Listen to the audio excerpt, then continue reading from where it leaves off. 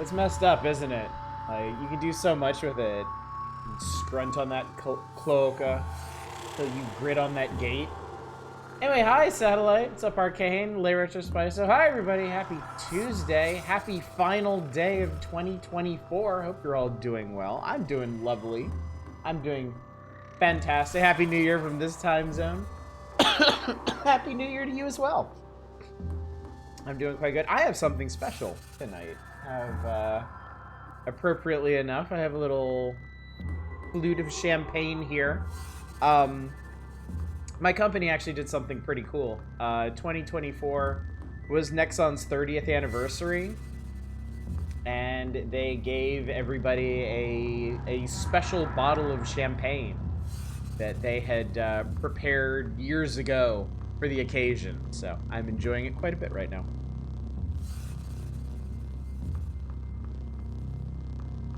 We finished the bottle, that's the end of it, so. 1 hour left over there.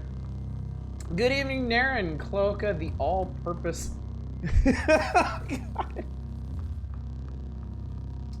None of those words are naughty on their own, but I feel so dirty saying them together. Good job, Naren. I'm impressed.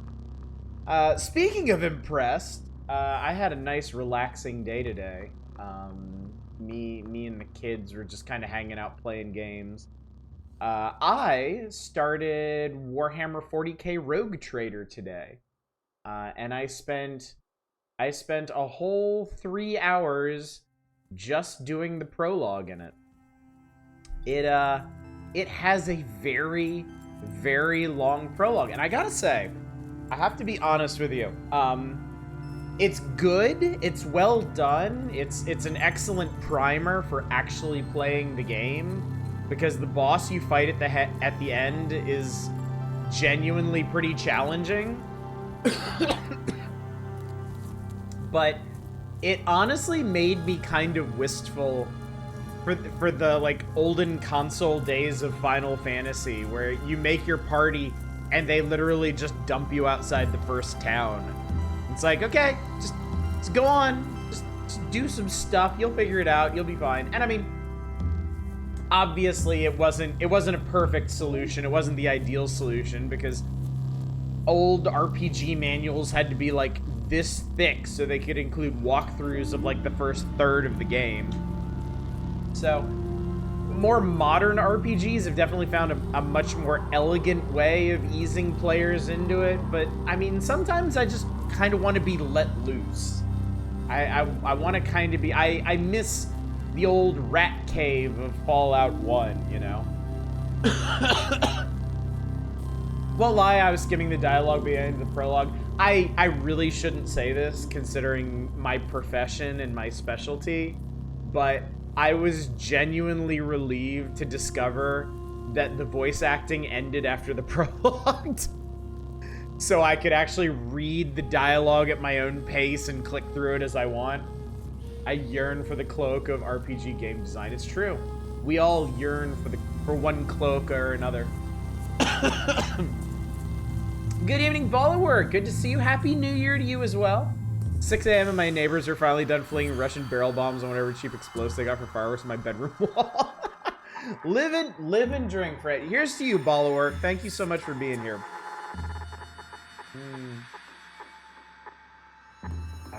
Really not much of a champagne guy, but this is good. I like it. What game are you talking about again? Warhammer 40k Rogue Trader. It is an Owlcat CRPG. Came out last year, I think. I was able to pick it up as part of a Fanatical bundle a couple months ago, I guess. I got it for like 12 bucks. Actually, how much is it right now? Let me see here. Slap it down here.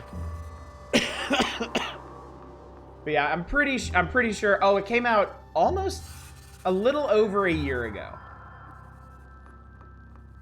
Class you choose for main character. I'm a Pyropsyker. Okay, well, I'm gonna. Y'all are used to it. I'm gonna disappoint you. Because I don't play CRPGs that often, I usually go with a very standard familiar build, and in this case, I went with the pre-constructed warrior archetype. There's 3 pre-constructed characters. There's a warrior, there's a ranged fighter, and then there's a kind of roguish type. So, my thing about CRPGs, and I guess I got this from coming up on the original Fallouts with all of their trap skills and perks and stuff, is that before you know how a game is structured and what it expects of the player, you kind of have to play it safe. Like, the first time, like, I'm pretty sure the first time I played through Fallout 1 and 2, I used their, like, pre-built strongman class. So I just went around, like, brawling things and shooting things. And then, you know, once I played through the game once and I could see, oh yes, like, speechcraft is insanely important. Repair is almost never used. Then on future playthroughs, I can customize a character more effectively. Character creation sheet felt like a personality questionnaire. Welcome back, Audish's winter cough. It's a seasonal tradition at this point. Would it really be December if I didn't have some nasty wet cough? Certainly not. Certainly not. So, what a way to ring in the new year, hacking and sputtering like I do. But I do. Merry Coughsmas, yes. Fine, not like they didn't start fireworking at 2 p.m. yesterday and kept going for 14 hours. Good lord, man. Yeah, noise-canceling headphones. That's what you need them for. We also need RD Smokey here. Subscribe for 60 months, dude. Thank you so much. That is so generous of you. 5 years. Can you believe it? The stream... Some things really don't change that much, Smokey. Some things really do just stay as they are. We only have a few constants in our lives, and my wet, nasty winter cough is one of them. So, cling to it, savor it, or don't. It's really kind of nasty. But yeah, anyway, all this is to say, Rogue Trader is good. The prologue is long, but as soon as you finish the prologue, like, it feels like it opens up immediately. And there's some really cool stuff you gotta do to get your stuff back in shape. Although I did notice another thing. This is not a complaint, certainly. But I've noticed that a lot of CRPGs have kind of similar openings, similar prologues. And it might be because over the last year or two, I have tinkered with some other ones that I didn't really fully click with. Remember when we did, oh god, I guess this was a while ago now, but we did a Neverwinter Nights module one night for a stream. After that stream, I went back and I started playing the main Neverwinter Nights module. And it basically starts with you being invited to the city for some unknown purpose, and then there's this big gathering of, like, heroes or whatever. And while you're there, it's attacked, and there's a big fight, and the important person relies on you to kind of take over and take over the adventuring and the responsibility and whatnot. So that was cool. I didn't really click with Neverwinter so much because, frankly, I'm not a big traditional fantasy guy. Which is funny to say because a couple months or a while after that, I tried Pathfinder Kingmaker. Is that what's called? I think there's 2 like D&D Pathfinder games on Steam, and the first one is Kingmaker, I think. And it starts the exact same way as Neverwinter. Where you get invited to this special gathering, and then in the middle of it, these people attack, and they fuck everything up, and then... Yeah. So I was like, huh, that's funny. And then no spoilers, but the the prologue for Rogue Trader is you get invited to this ship, this Rogue Trader's ship, for dubious purposes, and while you're there, it gets attacked, and you basically have to take everything over. I was like, huh, okay.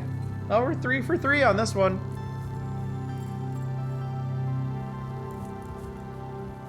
I mean, I guess it's a reliable hook for modern RPGs. It's just funny that CRPGs specifically keep coming back around to that. Invited City, which is then attacked, was literally became 2 of my first D&D one-shots. I guess it's a time-honored tradition at this point. Depending on setting or premise, they often need to set a reason why it's you ending up the driver's seat for the dilemma on hand, and not any of the variety of important NPCs in the setting. Rogue Trader does it very well. To be fair, Rogue Trader introduces a lot of characters, and they each get their own important parts in setting you up as the Rogue Trader. I like Kingmaker. There's also Wrath of the Righteous. Dragon Age Origins starts with everything going to hell at the end of the prologue and your character left in control of the Grey Wardens, for example. Yeah. Got a theme for starting games, like how BioWare always suddenly makes you the leader of some powerful organization out of the gate for their games. And then gives you a checklist of 3 things or 4 things that you need to get so that you can go do the last thing.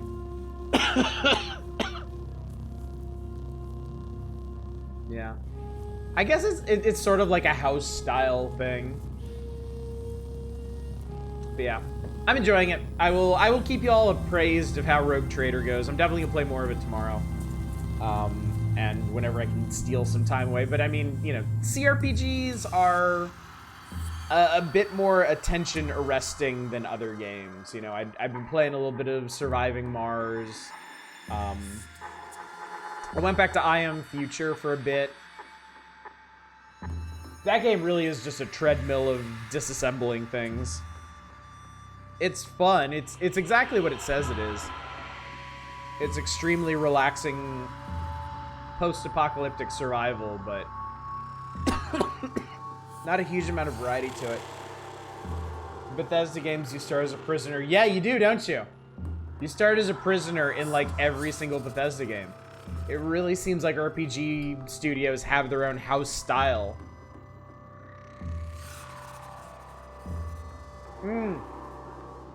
Does Obsidian have a house style?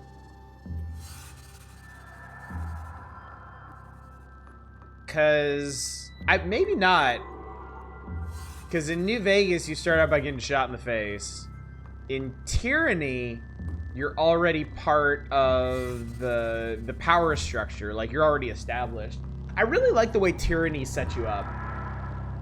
I really like the concept of Tyranny. I really like the pre-game of it, where you determine your character's backstory and the rise of the evil empire. But I kind of burned out on that game. The actual the actual adventure itself wasn't as compelling. Tyranny, you're the one shooting people's faces. Don't think so. Obsidian has some actual imagination going. Seems like it, doesn't it? I'm sure if I compare it against stuff like Pentiment and whatever, it'd have plenty more variety too. Prisoner, otherwise somehow trapped. Daggerfall, you're technically not a prisoner. Start off stuck in a dungeon. Yeah. You're a prisoner in Arena, right? And then you're trapped in Daggerfall. You're a prisoner in Morrowind. You're a prisoner in Oblivion. And you're a prisoner in Skyrim, right? I think. Finally need to get into Tyranny. Fallout New Vegas is my favorite game of all time, and I adored Pillars of Eternity. Oh! That's right, Pillars. I really enjoy Pillars of Eternity too. I should pick up Pillars of Eternity too. The PoE 1, not Path of Exile, Pillars of Eternity, was a real solid game. It's been years since I last played that. Tyranny is good. If you're a fan of Obsidian's RPGs, I definitely recommend it.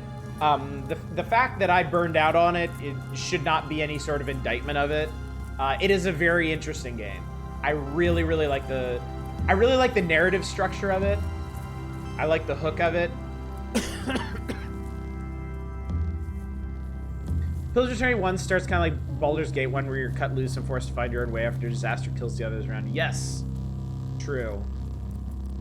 So, I guess if you wanted to be uncharitable, you could liken that to the whole, like, summoned to a place for reasons and then things go to shit and you end up in charge. But it doesn't feel like it, you know? It doesn't feel quite as cookie cutter as welcome to my city for the big adventuring tournament. Oh no, shadow assassins are murdering everybody. Guess you're the hero now. I love being uncharitable. What's up, Manic? And you do it so well, too. Love Pillars of Eternity 1 and 2. Yeah, I should pick up 2. I was actually, I was looking at this.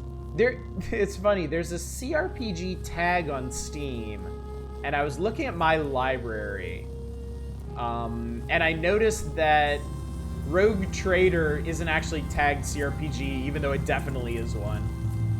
But I have, according to Steam, the way they tag things, I have 55 CRPGs, and I've actually played more of them than I thought. I played a tiny bit of Age of Decadence. Yeah, 85 minutes of it. That game was fucking hard to get into. I tried many times to get into Arcanum and never gotten very far. I played a bunch of Abaddon. Wow, back in 2013. Damn.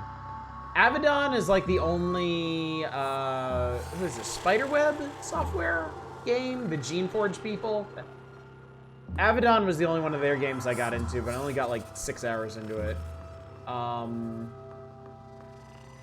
Baldur's Gate I've never really given a serious try.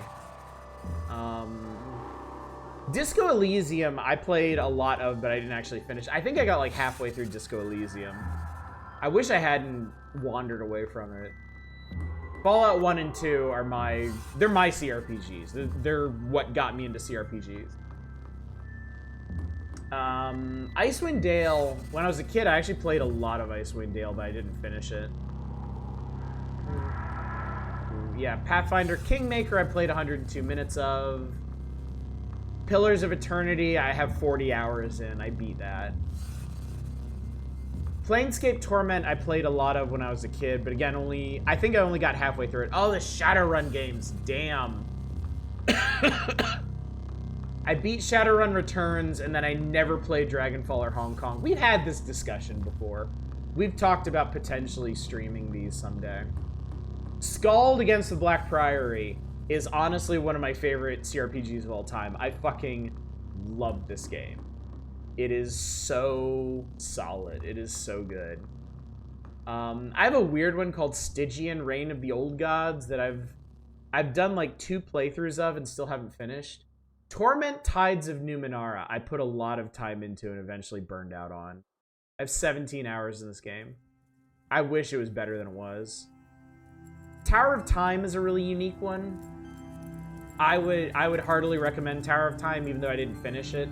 I did get 16 hours of enjoyment out of it. It was solid. Tyranny, I put almost 9 hours into and burned out on that. And then despite starting on the Fallout games and being like a huge, huge fan of the Fallout games, I've never been able to get into the Wasteland games. Characters and lore, Pillars of Eternity 1 is so good. You get to know a guy like Durance and think, he's kind of mid, and he develops to be one of the sickest guys in the whole world. It is, yeah, all of the characters in Pillars of Eternity are really well done. They're all quite compelling.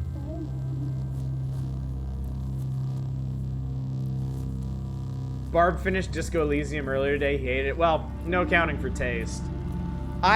Someday I am going to tell you this story. I have actually met a rather prominent figure in the RPG dev space, and we were talking about games, and I brought up Planescape Torment and Disco Elysium.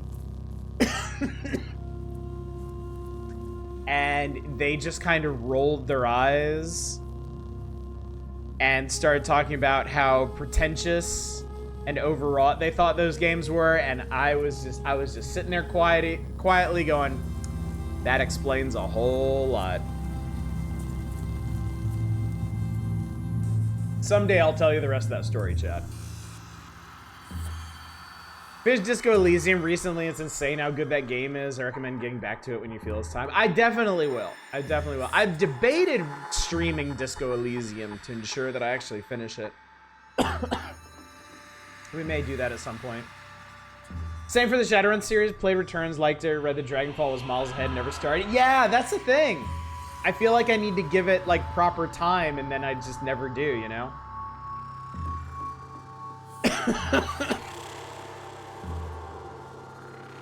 Everything about Numenera is, I wish it was better than it was, including the original tabletop RPG. Yeah. Yeah. The thing about it, comparisons between Planescape Torment and Tides of Numenera are inescapable. Like, I feel like Numenera really billed itself as the spiritual sequel or follow-up to Planescape Torment, and there's such a gulf between them because everything about Planescape feels so natural. Like, it feels like you have this window into this fully realized world. Like, everything just fits together so well, despite how chaotic and insane the setting is. It's effortless. It feels like an effortless creation. And Torment Tides of Numenera feels like it's trying way too hard to live up to that. And it's unfortunate. Because there's some genuinely good ideas, and it's a fun game. Like, it is a fun RPG to play. But it is trying way too hard to live up to something that it really shouldn't have. There you go.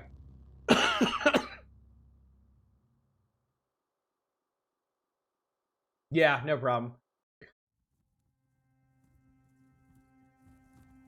I can understand why the bot would get a little confused at that one.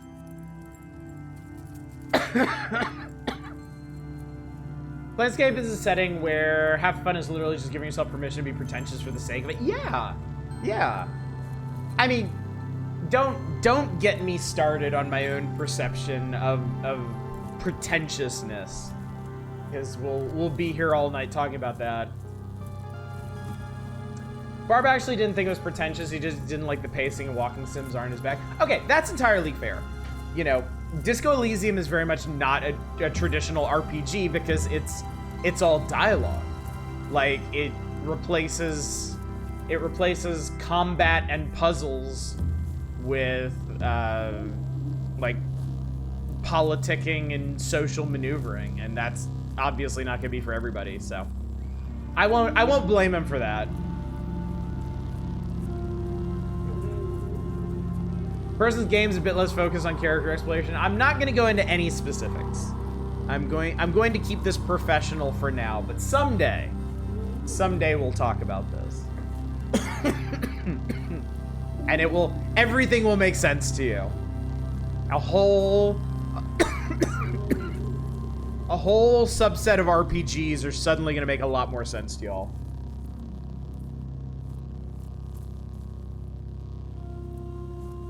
But yeah. Anyway, I'm eating good right now of RPGs. I got Caves of Cut on the stream. I got 40k Rogue Trader going off stream. Like, I'm there. I'm feeling it. I'm happy. We're gonna be building characters and experiencing narrative. And tonight we'll be doing it through the eyes of our dear Esper Scrunt. Ah, yes. Be right back. I'm gonna plan my life around being there by Osh's deathbed, singing his last confession about some work gossip. I have many stories to tell y'all someday when I am no longer beholden to certain parties. I had to clean up after my coworker what I missed. Not much. We're talking about CRPGs. I was going through the CRPGs that I played on Steam, or that I have on Steam that I have played. I was extolling the early virtues of Warhammer 40k Rogue Trader, which I started today. And we were getting into some specifics about Pillars of Eternity and Torment Tides of Numenera. And Tyranny, I guess. Just wandering all over the place with our talking, our yammering. As we usually do.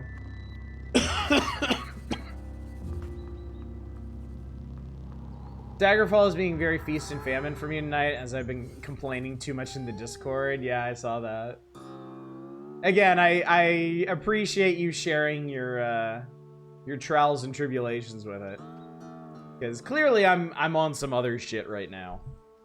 Maybe someday I would like to play through Daggerfall, play through the Unity port of Daggerfall, see how it compares to Morrowind for me. So there is a non-zero chance that all of the Elder Scrolls games will end up on this channel someday. I mean, I did stream all of Morrowind, and Morrowind is my favorite of the two that I've played. Between Morrowind and Oblivion, Morrowind's my favorite. But yeah, the Elder Scrolls is one of those series that we have started on this channel, and I like the idea of streaming all of, but even just doing that would probably take like a year's worth of streams. And y'all know I am notoriously bad about circling back to series that I've started. We probably have over a dozen series, like incomplete series, that I keep being like, we're gonna get to it. It's the next thing coming up, and then it just doesn't happen. Yeah, Yakuza's probably the worst. I went to the trouble of streaming all of Yakuza 0 and I talked about Yakuza Kiwami for like, well, long enough to get memes going about it, and then just never did. Unmodded Oblivion, because I'll be paying. It is a painful game, yeah. I've never finished Oblivion. It's boring. I'm sorry, it's boring. Sorry to any staunch defenders of Oblivion out there. It really just does not hold a candle to Morrowind for me. Kiwami means when hell freezes over. Skyrim's fun. It's also nearly old enough to be considered retro, nearly 15 years old. Oh, I know. I know. Imagine if there's ever another Elder Scrolls game. How crazy would that be? Just 100% Skyrim on stream, hard mode, all achievements. What's the damn problem? I know, right? Only take a couple years. NBD. I don't mean this is a shade. In fact, your follow animations Yakuza makes this funnier. I know. I know. The alerts were made by a viewer at the time. They're not around anymore. But yeah, she made me those alerts, and then we were actually talking about new ones near the end of the Yakuza streams, and then I guess we just parted ways, and I've left it ever since. So it's funny. It's really funny that Yakuza is such a foundational part of this channel, even though I haven't played a Yakuza game here in like 5 years. I mean, I did. Yakuza 0 is fantastic. It was such a good game. I really, really enjoyed it. And I fully intended to start working my way through the series, do Kiwami and just go from there. And I just didn't. And it's one of those things where it feels kind of like I missed the moment. I mean, it's still like it's still present in my mind. I still every once in a while think like, well, maybe we should just do it. But then something else comes up. There's always something else. That's the thing. It's why I haven't done Romancing Saga 2 yet. It's why, well, I think the reason I haven't done Thief 4 yet is more a small mercy to y'all than anything else. But it's the same reason I haven't done another Might and Magic yet, or... God, I probably shouldn't go down this road, because I'll just disappoint everyone in unequal measures.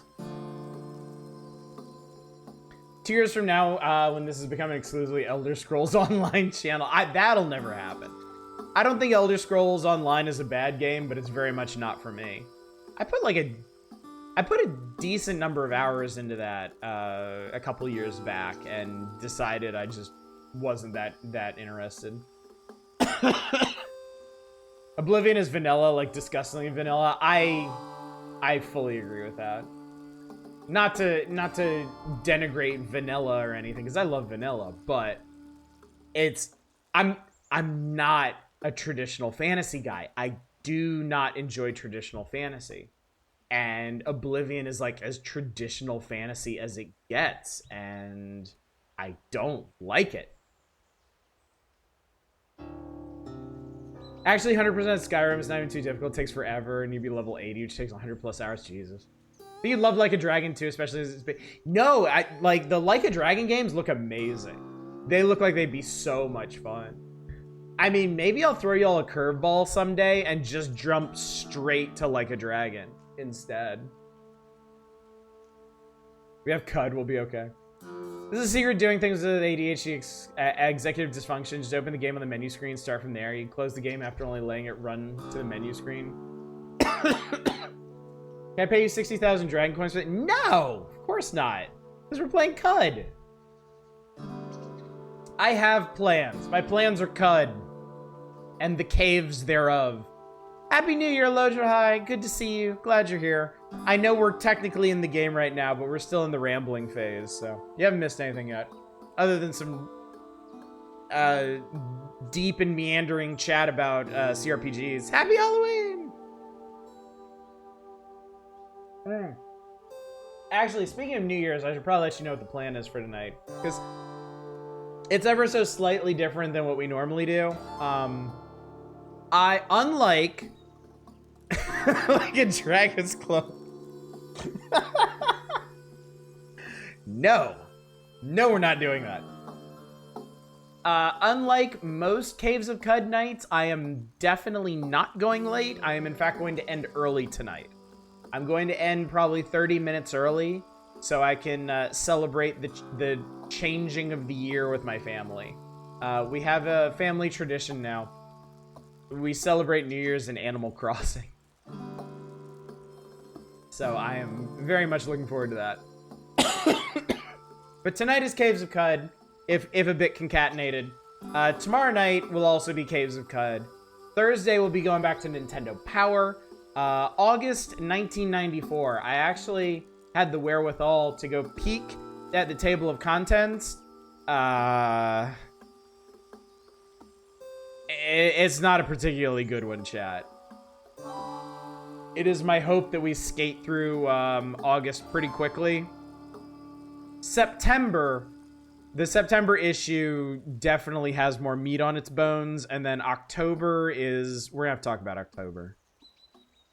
October is gonna be some extenuating circumstances. So...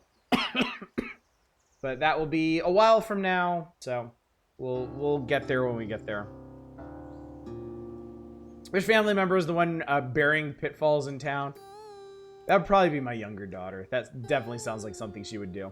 Love you idling in game. Can't wait for you to hit some movement key and instantly die. The most ignoble possible ending for Scrunt. That would be amazing. I just kind of idly hit some direction keys and like auto attack somebody that obliterates me. That'd be so funny. Excuse me. Would you like a reminder when we get close to that time? I actually would. There's a non-zero chance that I'm gonna get so wrapped up in our cutting tonight that I forget what time it is. I wonder if Animal Crossing PCC will do anything special for the new year. Probably. I'm not used to you discussing upcoming issues of Nintendo Power such trepidation. Well, you can, if you're deeply curious, you can look up the October 1994 issue of Nintendo Power. You can check the table of contents, and you'll understand immediately why it gives me pause. It is going to require some special treatment. And we will discuss it when we get there. But we still got August and September to get through. And August is going to suck, and September hopefully won't. So, we'll see. All the Peacekeepers. So, also, I haven't decided what Friday night's going to be. It's probably just going to end up being a surprise. Just show up and we'll see what happens. I don't feel like committing to anything in particular at the moment. That's it. That's scheduled. Welcome back to Caves of Cud. Welcome back to our dear friend Scrunt, the mutated human apostle, level 13, finally getting some real hit points going. And all kinds of psychic mutations. We are psychically glimmering like a mofo here. We can do all kinds of cool stuff. We have all kinds of slime-stained equipment. I forgot to clean this off before wandering off into the salt desert. So I think all my gear is just permanently slimy now. We're on a side quest, of all things. Not those, not that. We're doing Petals on the Wind. We met a centaur person named Lulahart up in the 6-day stilt, who asked us to go to their home of Bela and help them with some troubles that they're having. Imagine the October issue of Nintendo Power covered JFK reloaders of that. You looked? Yeah. Yeah, you know. So anyway, we're here at Bela. I'm not gonna steal your musket. I'm not gonna do that. Hello, Angerheim. Something strange afoot here in Bela, and no mistake, but I'm forbidden from investigating. If only there were another detective that I could advise. Like me? Like perhaps me?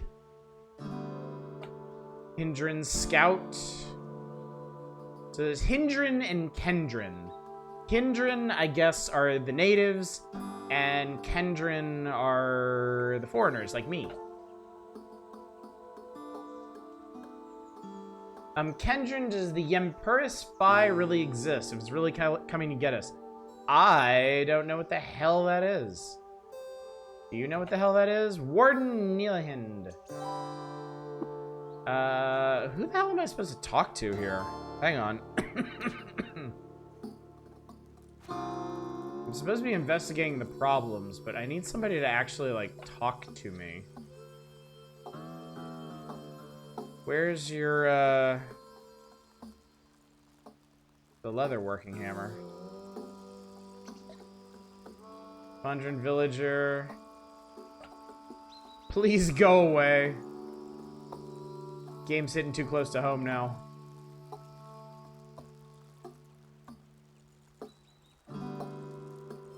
This looks like somebody I should probably talk to.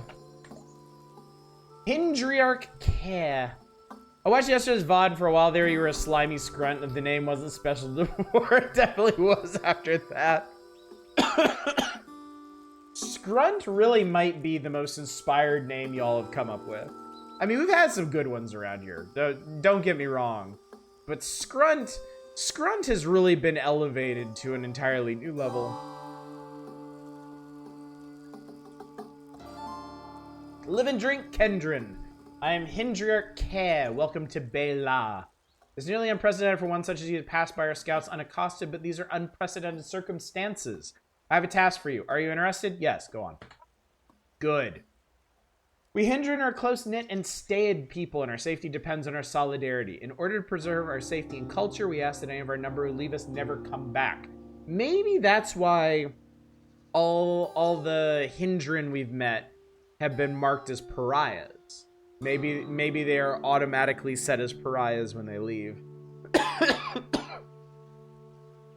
Recently, one such exile took the treasure of our village, a bracelet named Kindrish, with her when she left. None of our number can leave to get it back. It will be a violation of the values that I have guarded in the Hindriarchs before me for countless generations. Will you help us recover our treasure? We have a small cache of valuables we can offer as a reward. Yep.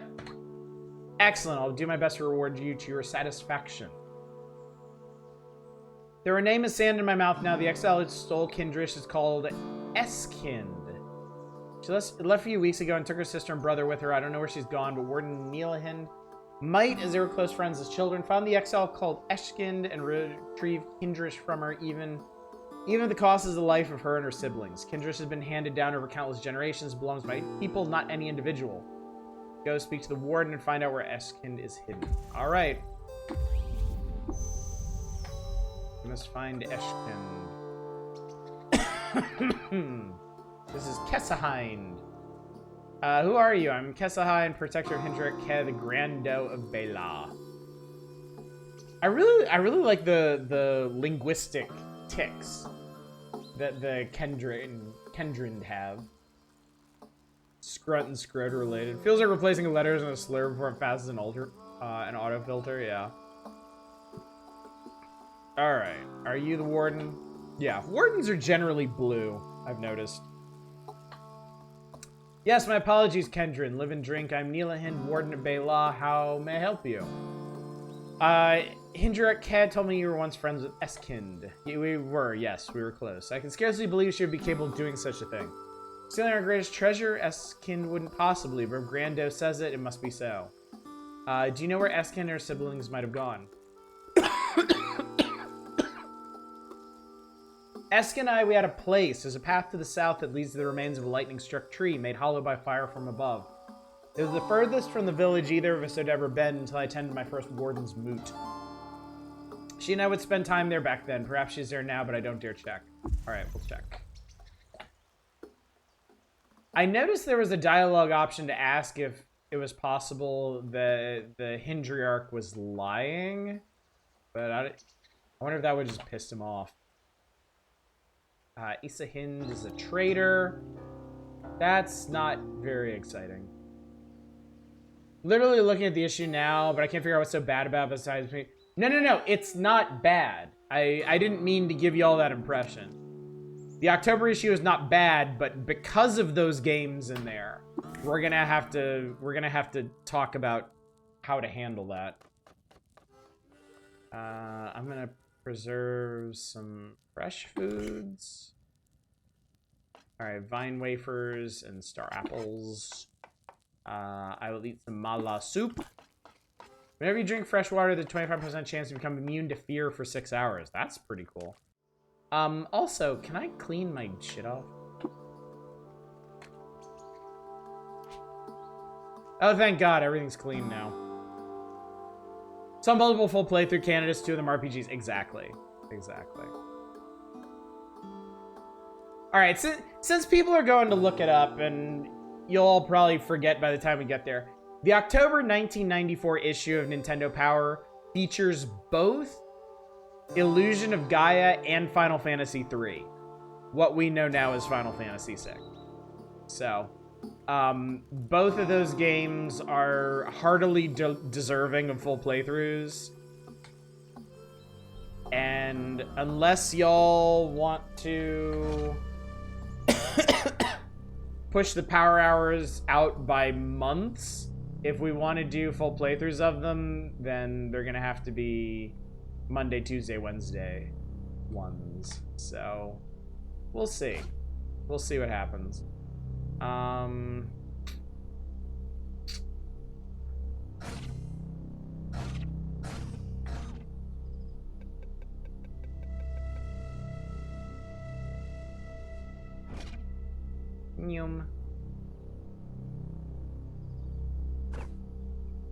What the hell are you? Salt Hopper, okay. Salt Hopper and his rending mandibles.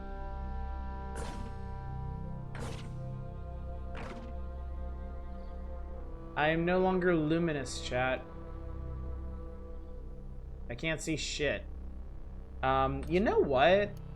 For the time being, I think until I get into some serious shit, I'm gonna keep my floating glow sphere equipped.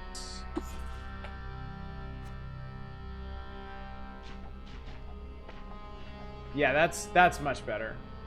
Because if I use my laser, it saps my own natural luminescence. And we don't need that.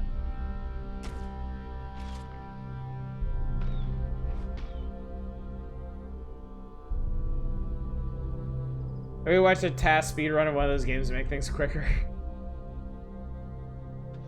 I mean, it's, you know, it's something we can discuss. If y'all aren't interested in seeing either or neither of those games, like, we don't have to do playthroughs of them. What's on fire? Okay, it's just a campfire. There we go.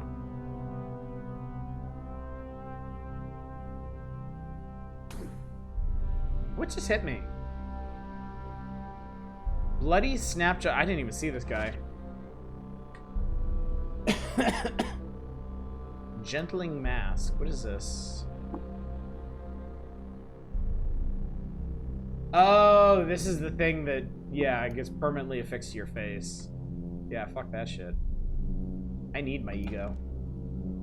Steel arrows and wrench, don't care. And Illusion of Gaia, definitely want to watch Final Fantasy VI. Could pass on either. Like, know what everyone would name each of the Final Fantasy VI characters. Yeah, there's some primo opportunity with Final Fantasy VI to do some naming chaos. Neglected to mention the issue also features Brain Lord, because I don't anticipate much interest in a full playthrough of that, frankly.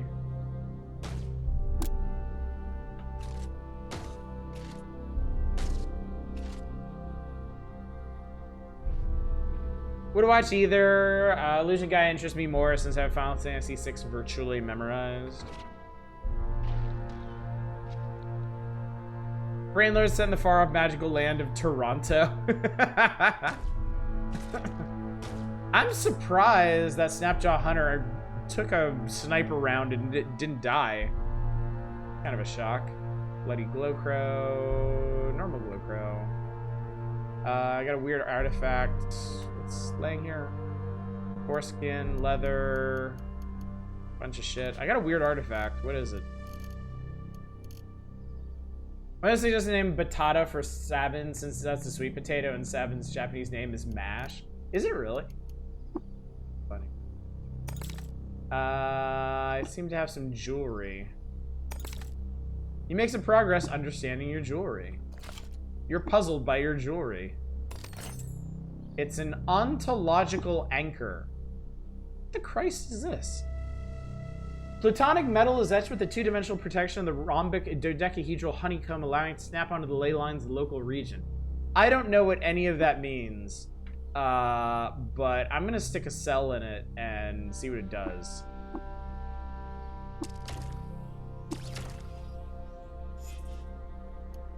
Okay. Did you say foreskin? What? I have a flaming hand axe. Why did I have to identify that? How could you be confused by a flaming war axe? Also, does it have a cell I can remove? No, it has no cell. Technically, I understand most of those words technically in that arrangement. I am currently astrally burdened. Chat, how do I find out what that means? Oh wait, I can look at myself?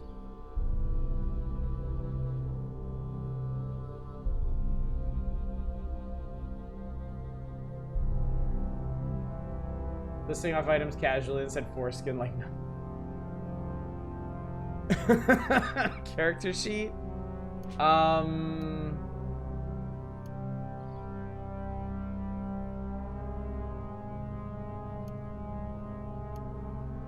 Yeah, I don't know where I would find this.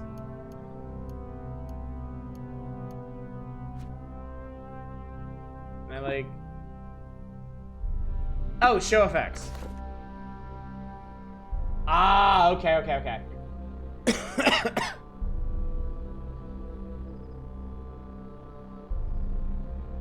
So, astrally burdened means that I have trouble distorting space-time in the local region, which is good. It means I'm, I think, resistant to teleportation now?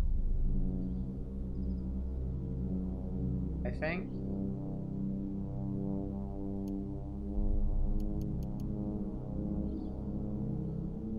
that's a good thing, person.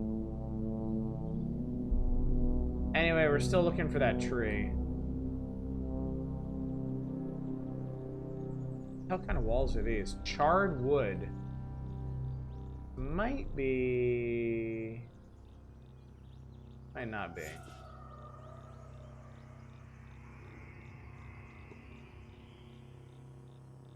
Oh! I have found some peoples. I think I found the right people. Eskind, hold there. Who are you? What do you want? I am Scrunt. I am Justice. I am your worst nightmare. I am Scrunt. Hindra Keh sent me.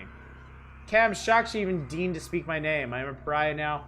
Beneath discussion, does she demand remuneration for the scant supplies I stole? She says you stole Kindrish, the village's treasure. Eskin burst into forced, nervous laughter. Is that her angle to claim they stole Kindrish? Her influence must be waning more than I even knew. What are you saying? What do you imagine I am saying? The aging, ineffectual leader of village in isolation. A system that strives to forget anyone who sees the outside, no matter how much its inhabitants strive for a better tomorrow. Bela's isolationism provides ideal patsies for any crime the Hindra chooses to commit. Why should I believe you? Why should you believe me? Why should you believe Keh? Ava, think about this. I'm not asking you to give me your unconditional trust, understand? Only to extend me the same level of trust you give Keh. Is that not reasonable? Is that not just? What are you suggesting I do? The proof is in the petals, Kendron. You want justice? Find out what really happened. If we find evidence, Warden Neelahind will support you. Speak to her. She is loyal to Grando, but more loyal to the truth. I'll return to the village and we'll sort this out. The Hindra will have to tolerate my presence until my name is cleared. I will. Live and drink. Alright, cool. Mayhind has nothing to say. Leehart has nothing to say. Okay. So it looks like we're going back. Where the hell am I? Okay, so we went 2 parasangs south of Bela.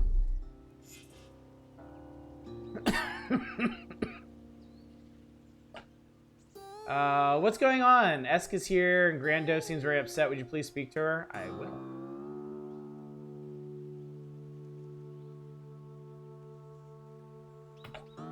Why is an exile standing in my village? You trying to play me for a fool? Eskin claims to be wrongfully accused. Pariah claims to be wrongfully accused and believe her. She's obviously lying or all Kendron's so gullible. There's no proof that she is lying. Fine, go to the warden then and have her solve this mystery. But know this, until the thief is found and Kindrish is recovered, I cannot reward you. You get nothing. Live and drink, friend. The most spiteful live and drink ever. We'll question Eskind in a minute here. Why is Esk here? What's going on? Do you have Kindrish? No. Eskind claims to be wrongfully accused. What now? We'll investigate and find the truth. That's a good idea. You'll help, right? My axe arm and conviction are strong, but deduction has never been my greatest strength.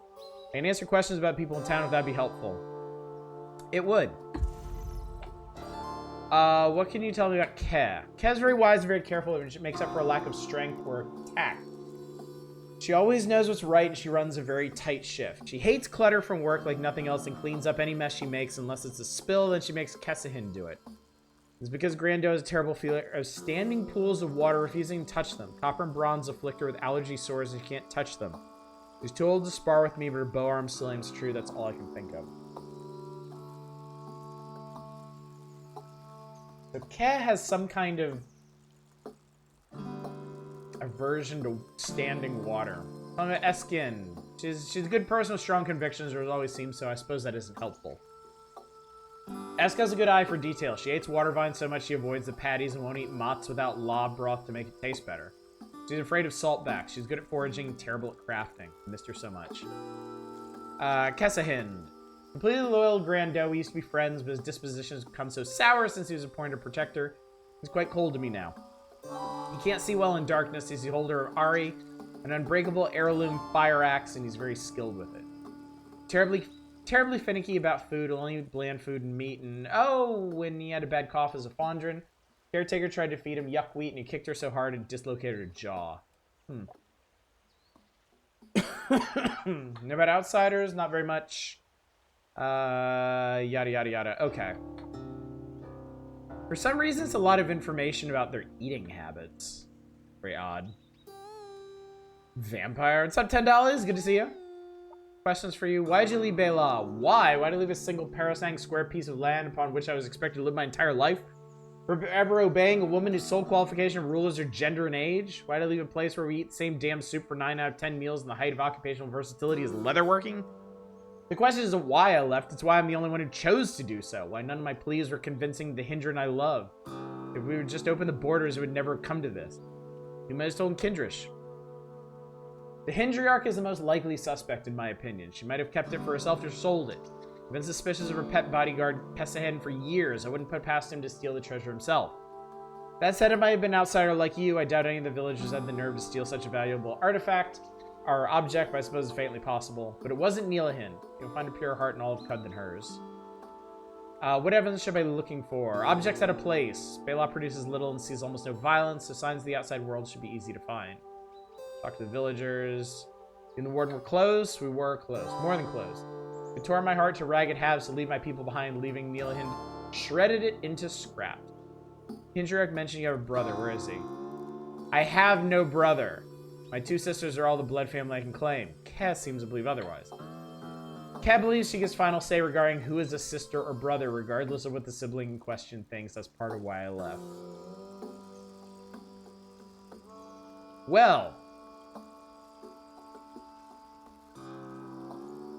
I should play Cud right now. Finally got a good character going. Nice. It's very exciting when you get on a roll with a character, isn't it?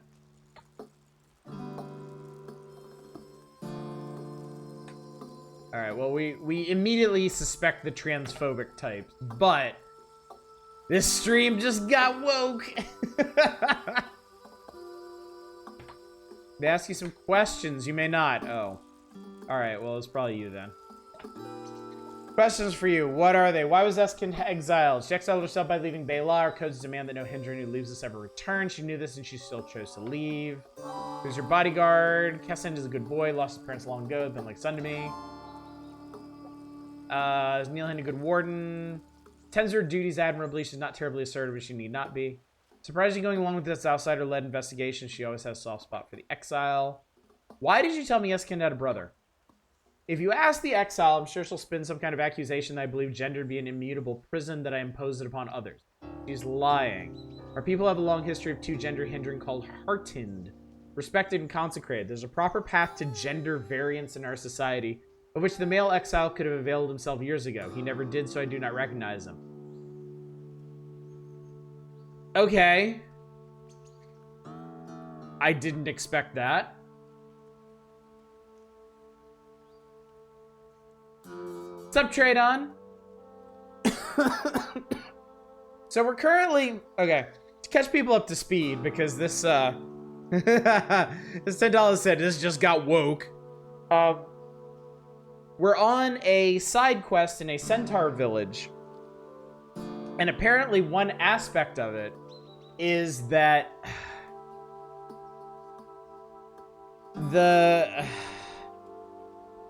The centaur people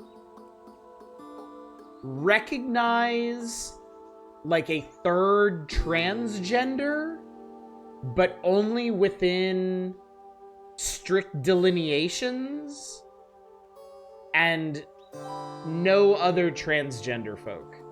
So it's it's like a new and exciting form of bigotry we've discovered. What's happening? Well, what's about to happen is that Kez about to get crime pinned on her. Yeah, the whole conflict is about rigid adherence to tradition. I would love to go rummaging around through those chests, but I don't think that's gonna help. All right, that's Mayhin. Tell me about your family. Outcasts push the margins by our people by the crime of harmless deviance.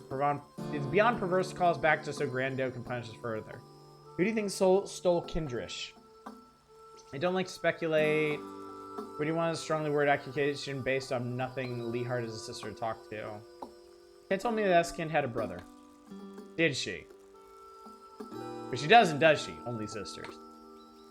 You see Mayhen's body relax a bit. That's right, Kendra.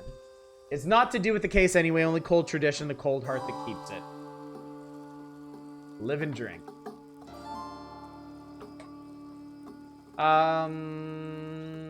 You're not partial to talking, correct? Trying to exonerate your sister. Can you help? Eskin didn't do it. It's probably cat. That's all I know. I mind my business. Wish you would too. Okay.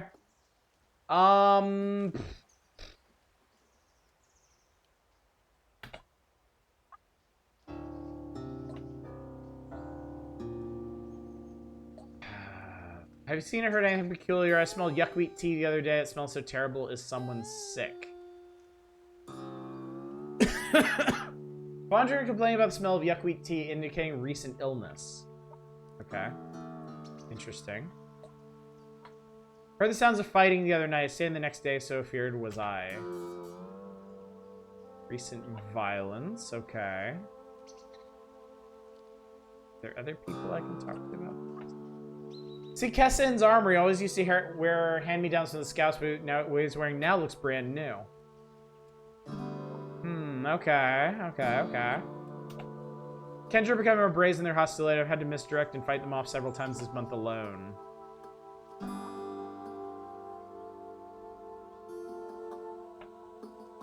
Someone's left a small hammer on the path. Okay, that matters.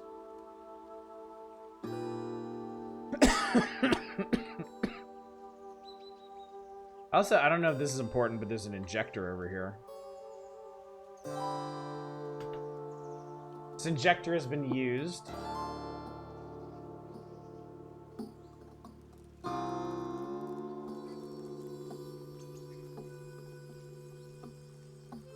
Aren't there Islamic traditions the same mechanism? I have no idea. I couldn't comment on that.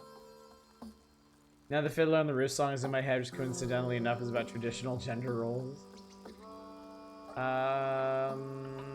Anything else? That might be it. Hang on, there's some... Dried law petals. How odd, the broken half of a weapon, a sign of recent violence. I might have gotten everything I'm going to get from the villagers. Angahin! You're Scrunt. You seek to solve a mystery here in the village. Yes, I am, and yes. I'm Angahin, grandson of esteemed elder Esselhind, young scholar of Shakespeare, and best-dressed Hindran in Bela. I'm also, as luck would have, an aspiring investigator with an ear for mystery. Happy New Year, Satellite. Glad to hear it. Grand Hen has forbidden me from looking at the strange doings in the village. She said nothing about me teaching you the ins and outs of detective work. What say you? I'm listening. Every mystery comes in the detection and interpretation of evidence, as Hemlock Cone said. Ere any prosecution can commence, accusers must obtain some evidence. The solving lies in the scene, locating supporting clues as well as implicating. Evidence, supporting evidence, implicating evidence.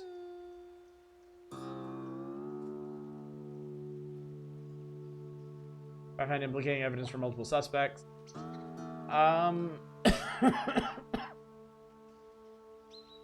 Thank you. You're saying what evidence I choose to show will affect the outcome of the case.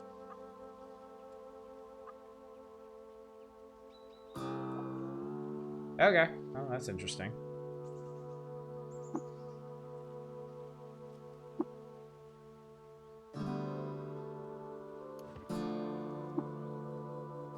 Anything else interesting here in the village?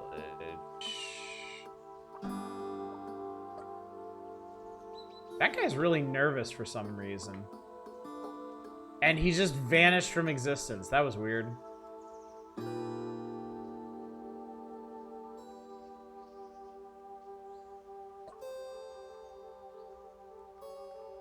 Moon and sun.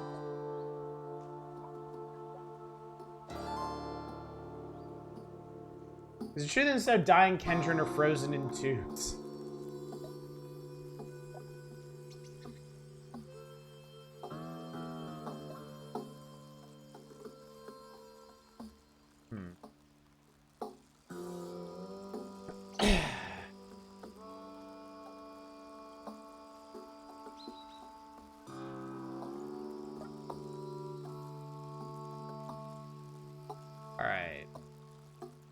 So the game will tell you if you found everything.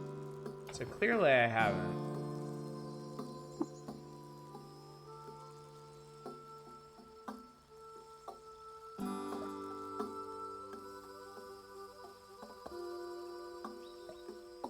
There are more people over here.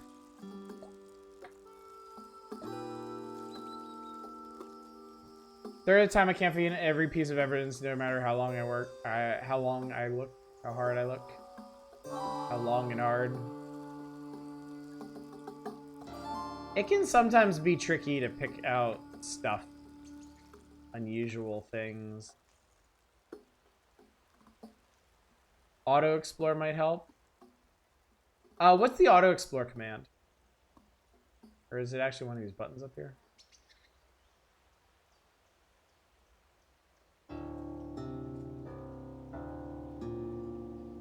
Long and hard indeed.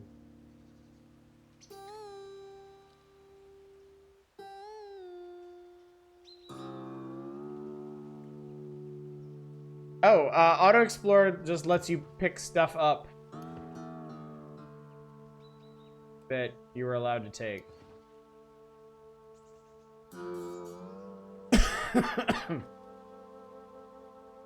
Oh!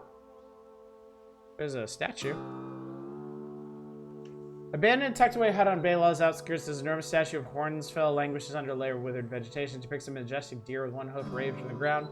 Its human-like eyes judging its surroundings, finding and wanting. The metal plaque on the base of the statue has fared well over the centuries. The only glyphs you can make out are K, R, S, and H. Okay.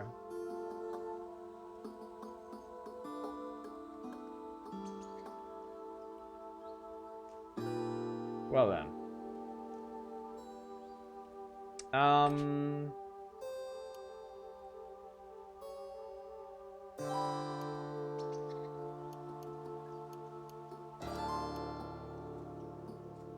Okay, so we have an optional objective: discover all of the evidence.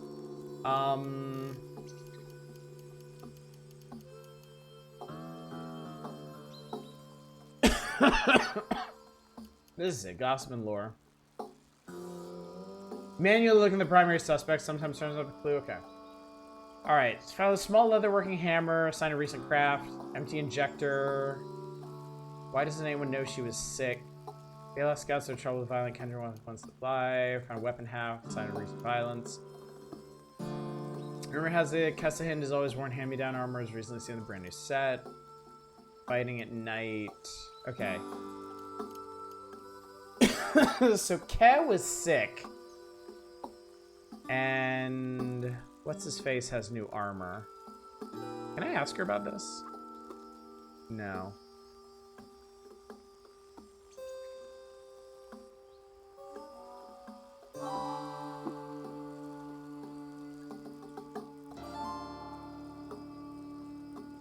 Jewel-encrusted leather bracer, engraved weird artifact, leather bracer, chain gauntlets, feathered leather boots.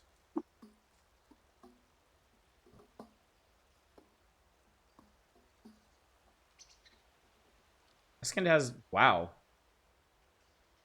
Eskin appears to be favoring a leg, though she has concealed any injury. Alright, so that was all the evidence. Okay. Thank you for that tip, by the way. I appreciate that.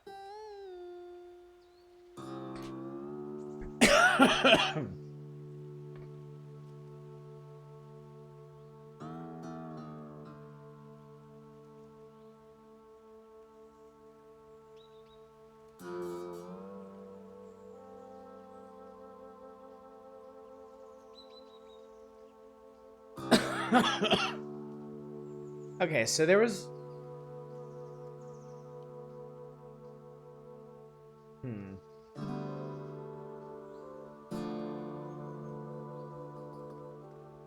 This is a very odd assortment of clues, if you ask me.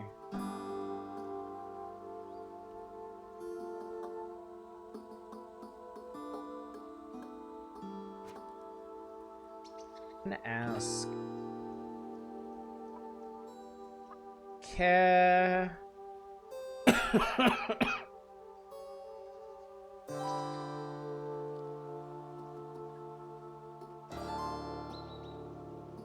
Okay, Ke is meticulously clean unless it's liquid. Copper and bronze afflict her with allergy sores. Okay.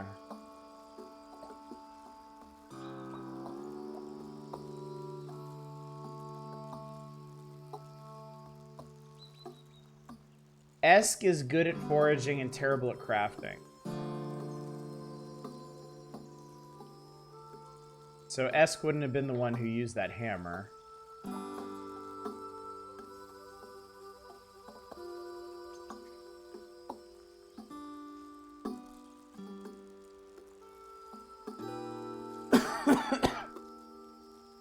The villagers smelled yuckweed tea, which wouldn't have involved pests.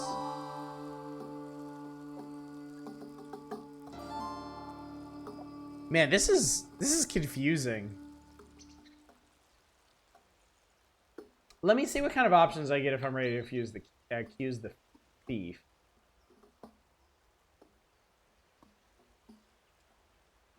Okay, so there's a couple different ways I can go with this.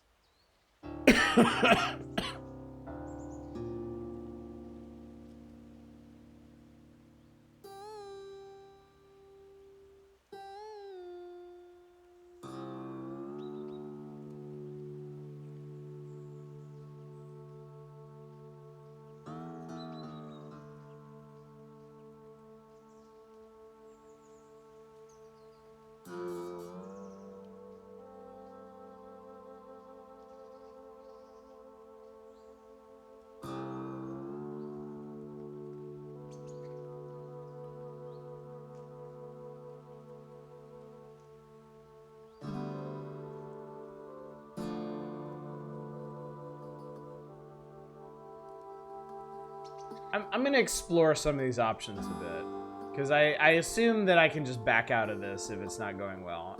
So,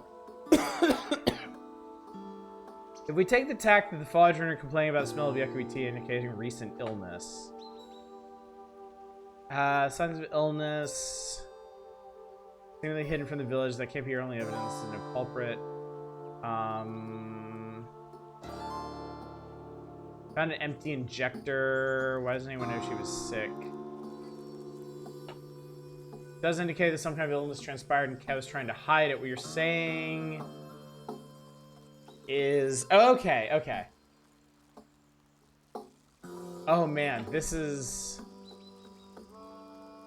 kind of like Paradise Killer, you know? I found a small leatherworking hammer. Ramirez that Kessin has always worn hand-me-down armor is recently seen with a brand new set. Does indicate some kind of trade transpired. Kessin was trying to hide it. So that's how I can... So I have different avenues to accuse different people, is the thing.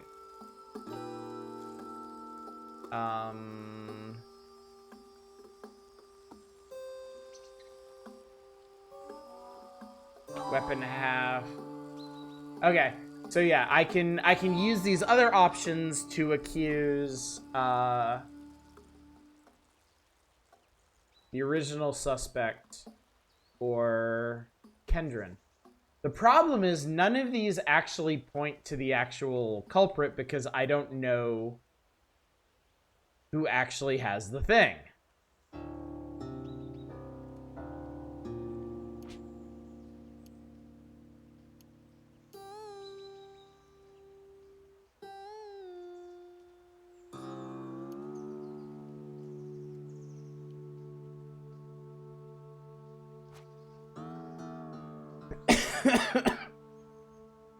We're in an interesting predicament here, chat. Someone in the game knows exactly what has the thing, but it's not very helpful right now.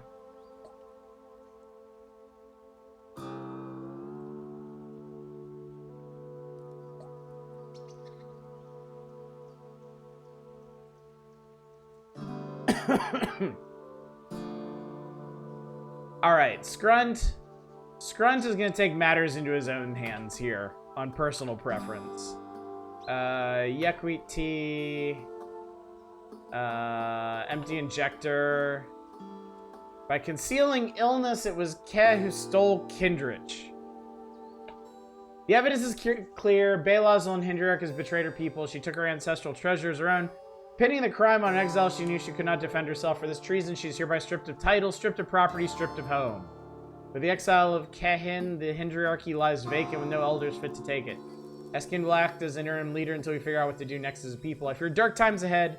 We must remain strong in the coming days. Well, I got 1,000 experience for pinning it on somebody. And gained a level. So, obviously, I made the right decision. My reputation is increased.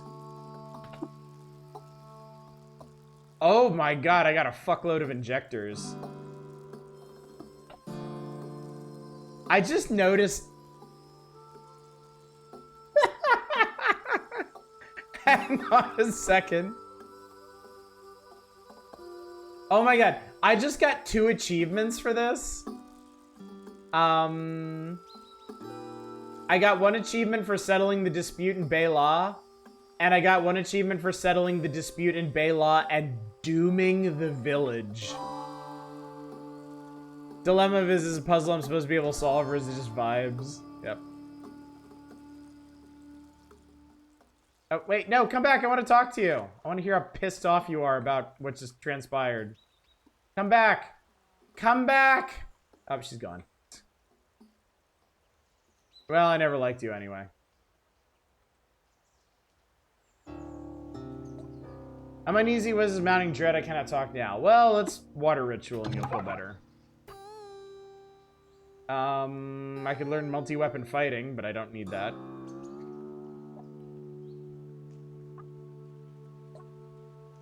Why are you talking to me? Our world is ending. Its resolution is not to my liking. Difficult to return to normal life after such an upheaval. Well, next time, don't ask the random ass outsider who's just in it for XP, okay?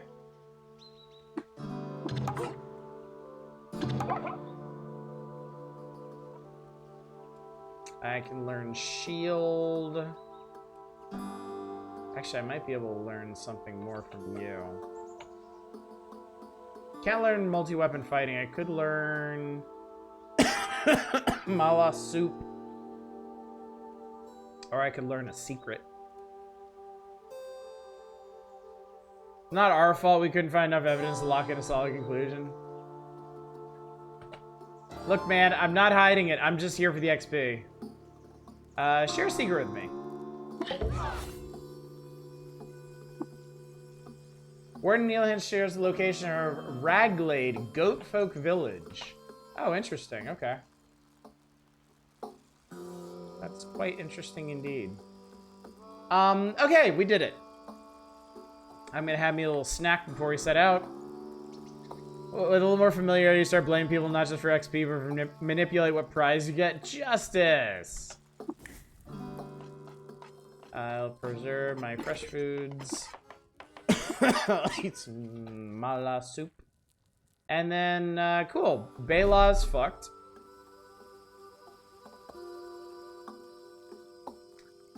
Let's head to Golgotha.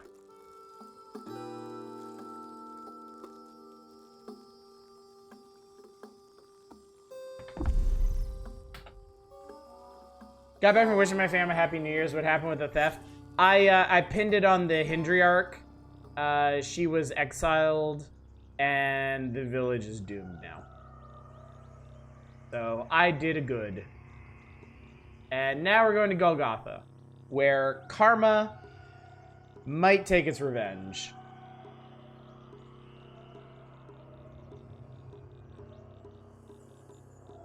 Oh, I got, oh, hang on. We gotta... Hang on. My ontological anchor needs to get the hell out of the way.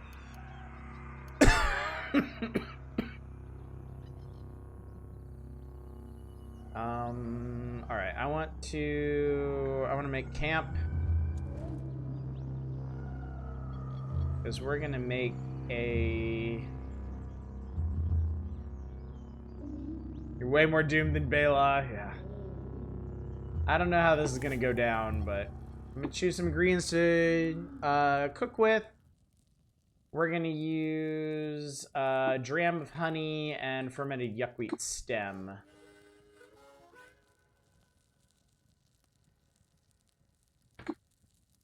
Guys, I'm fixing dram of honey, some fermented yuckweed stem, and a quillipede quill. Eat the meal. You only get ill for 1/10 the usual amount of time twice over. So maybe 1/20th. Okay.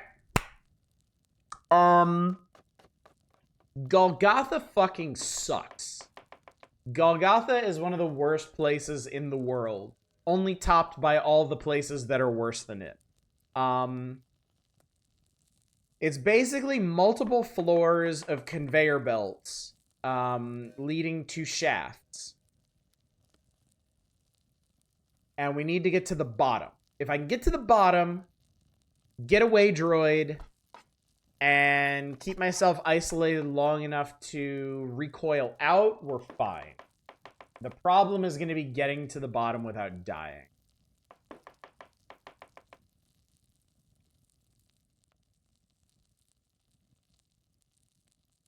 Let's do this. Oh, that's an awful fucking thing to see on the first floor of Golgotha. Okay, so not only am I in the worst place in the world, somebody down here wants to kill me. That's brackish acid. That's not good at all. And I'm on fire. What's up, Mizroy? You may be here just in time for the ignoble end of Scrunt. Alright, that's them. I'm gonna see if I can just stunning force them and get the hell out of here.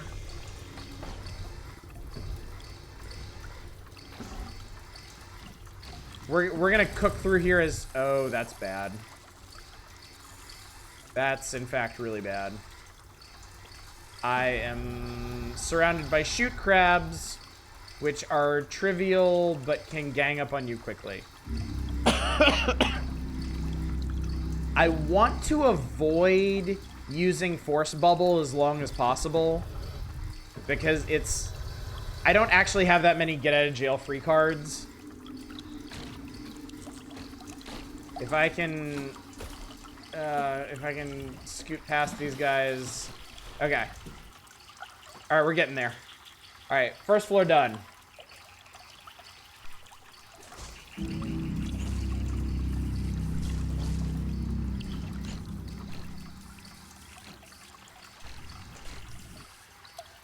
Alright, I may regret this, but I'm gonna go ahead and use Sprint to get away from these shoot crabs.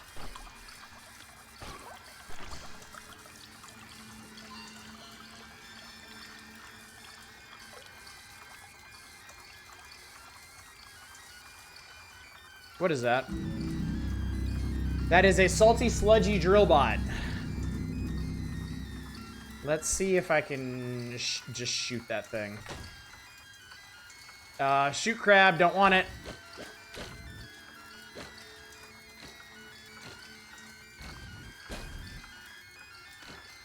Oh, I'm dazed. Keep going, keep going, keep going, keep going. You got this. Oh god, I got set on. Oh my god. What the fuck?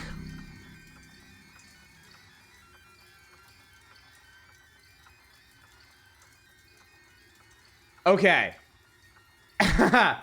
for the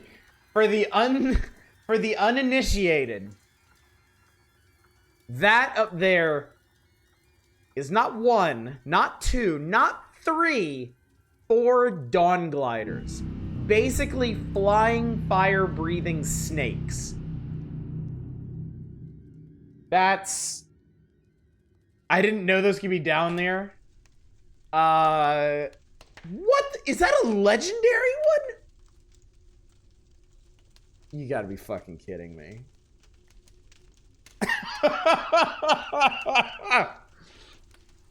So, sorry, I misspoke. There are not 4 Dawn Gliders down here. There are 6 Dawn Gliders down here, and one of them is legendary.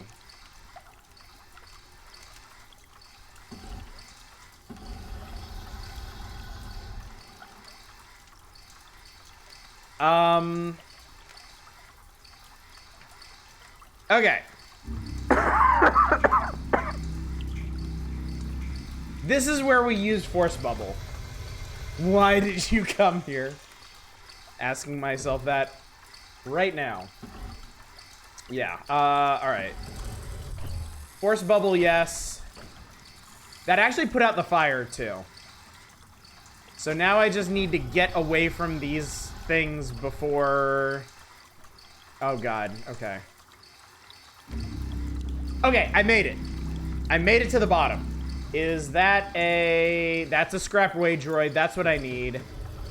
That is an oozing gooey voider. Alright. I can't recoil out unless, unless everything around me is... Unless there are no hostiles around me.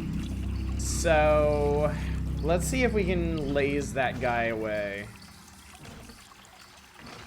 Okay, he's dead. I got the way droid. I just need to recoil now. My Great Recoiler has no cell. Just stick the chem cell in. Activate. Yes! Survive Golgotha, motherfuckers! I did it. Now I just need to repair it.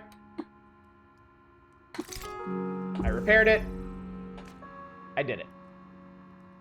So long as enemies can't path to you, you can recoil and Force Bubble is up. Most things can't path to you. It's an amazing escape tool. Yeah, that actually worked out great. That was actually solid. I've completed the task.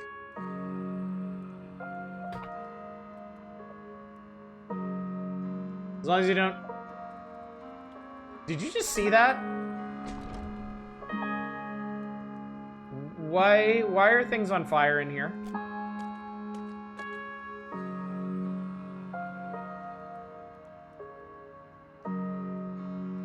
It'd be hilarious if the ontological anchor prevented you recoiling. It would be funny, but I can just toggle it off. It wouldn't be the worst thing in the world. Okay. Seriously, why is there fire everywhere? It's Jacobo. It's Sparafusil.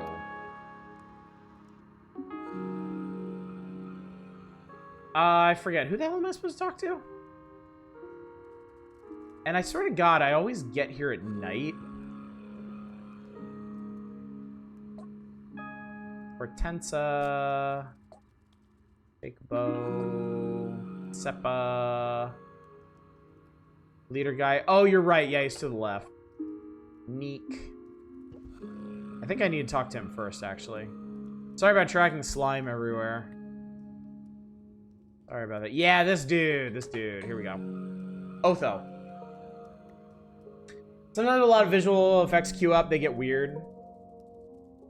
Backspace to get a list of everyone to talk to. Okay, cool. Cool. Character fire-related PTSD. After that, yes. Absolutely. Welcome to Gridgate. I'm Otho, Bartham's steward. I apologize for the manner of our introduction. I must take precautions. Cut is a very unforgiving place. Yeah, I know, motherfucker.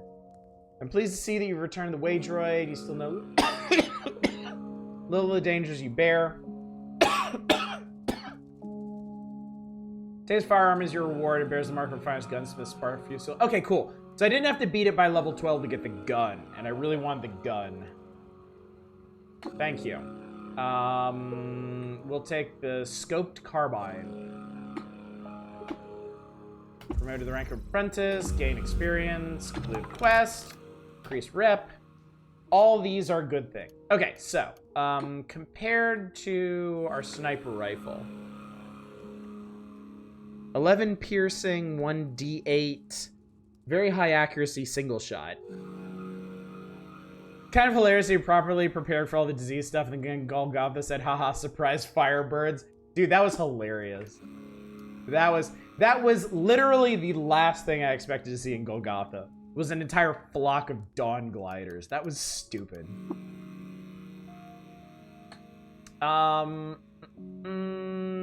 Masterwork scope carbine. Low accuracy. Alright, triple shot. Has increased accuracy. Higher crit. Yeah, let's generally use this.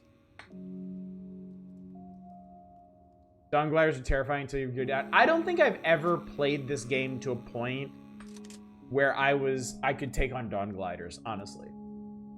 The furthest, for anyone wondering, the furthest I've ever gotten in this game is Jotun in Bethesda Susa and getting murdered by him. We got that far with our very first 1.0 character with Shrexy, but I had the wherewithal to peace out before he killed me, and then I got killed by something else, just randomly exploring. So Jotun is still the extent of how far I've gotten in Caves of Cut, which is basically the next step after this, as Otho is about to explain. Signals a repeat transmission being broadcast from an unknown source have been live for over a year. One of our Tinker's Q-Girl discovered it while rigging a long-wave detector. It's encrypted, and we don't have the means to decrypt it. We've long known the location of a fully functioning Beetle within the bowels of the Great Hall Bethesda Susa. Mechanimists have consecrated the site around and built a temple there. Q-Girl claims to have developed a means to decrypt the signal, but she needs the computing power of the Beetle. We can infiltrate the Mechanimist compound. You may be able to engage the Beetle and decode the signal. What is a Beetle? They are antique stones located in certain places deep within the caverns of Cud. We believe they are some sort of hyper-advanced machines built by the Eaters. Often one claims to possess a sentience of its own. However, most of them have gone haywire in the eons since their creation. It's rare indeed to discover one in circuitry is wholly uncorroded. The Mechanimus worship this one as an idol, and they will protect it at all costs. You'll need to find a way through their host to the Beetle itself. I can do this. So we need to go talk to Q-Girl. I also want to share water with this dude. Because I dislike Otho, your reputation in the consortium of Phyta decreased by 50. Because I dislike Otho, your reputation with Vines decreased by 50. Because I dislike Otho, your reputation with the church and the prismatic ghost of Eva Barrio decreased by 50. Incredible. Oh, this is interesting. He could teach me tinkering. He could teach me how to craft ley line puppeteers. I don't even know what those are. I will consider these possibilities. Vines never liked me, frankly. Vines and I have never gotten along. Shem -1. We've talked to them before. They're our friend. This is the cooking guy. Darty. You know anything about Bethesda Susa? Braved its war from the past and gathered precious convalescence for my experiment. Just warmly and mind the trolls. The smell from the oven is indescribable. Porridge is a recipe passed down through generations of Barathmites. What are you working on? Vapored salt. Good luck. Plus kitchen your lab. Where's the lab? Perhaps you're right, friend. Think for a moment. Every ingredient in the soup of a collective knowledge is a valuable one, and who am I to elevate myself over more humble pioneers? But all the more reason for us to regard cuisine, and by extension, culture itself, to be a scientific endeavor, an ongoing trial and error, a blending of what we know and what we don't know, calling upon reality itself to be our guide. You're more insightful than I realized, Scrunt. Thank you for this discussion. Do you need aught else? Live and drink, food tinkerer. Can I have this? I can read this. Roast inside of diced apple jam, spine fruit jam, and grilled meat. Whoa. That's interesting. Whenever you take damage, there's an 8 to 10% chance you get 30 to 40% max HP for 1 hour. You learn to cook roast inside of diced apple jam, spine fruit jam, and grilled meat. Amazing. I always thought of cooking as alchemy, personally. I could see that, yeah. I could see that. Anyway, let's go talk to Q Girl. This Ketzel, welcome to the workshop. Sorry, we've seen all this dialogue before, so I'm just kind of clicking through it. All right, got our imprinted disc, so we're all set on that. I can do water ritual with her. We're favored by the Barathamites now.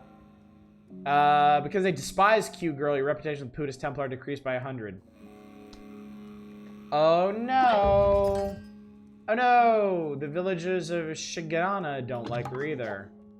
But my reputation with apes is on the rise. She can teach me to craft sniper rifles, which is pretty cool. Except I already have one that I'm probably not going to use anymore, so there's that. Hortensia. Alright, Bethesda has pools of convalescence. When cryogenic mist condenses, it forms a cool, luminous liquid that's restorative if you're able to bathe in it. In one of the ruined wards, the alchemists keep their shop. Who's the alchemist? Sort of enigmatic figure. Amateur liquid tinker, poet, merchant. Their methods aren't scientific. They are useful if you're seeking a specific kind of liquid. They're so gray. No, that's okay. The liquid tinker. Liquids are more willful than scrap. Can't solder them together. They run away, hide in the shale cracks, slowly come apart and disappear. More so, I think of myself as a wise woman in dialogue with. Cool. Has some books. There's a bubble level. Some drams of things. All cool. Jacobo, do you have advice for Bethesda City? The Temple of the Rock is cut off from the wider world. I hear the Mechanimist colonists no longer recognize High Priest Eshelstad. Said if you're favored by the Mechanimists, you're welcome in their holy places. I have no doubt that Fine Hosea will grant you peaceful entry. Music. I think we've talked about this before. Your Mechanimist. Song. Chromorb earring. There's so many data discs. Crick Gate. Alright, we talked about all this, and yep.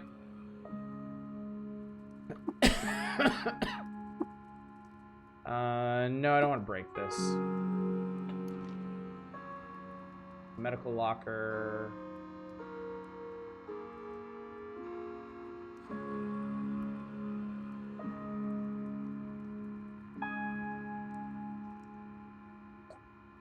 There's Maffeo.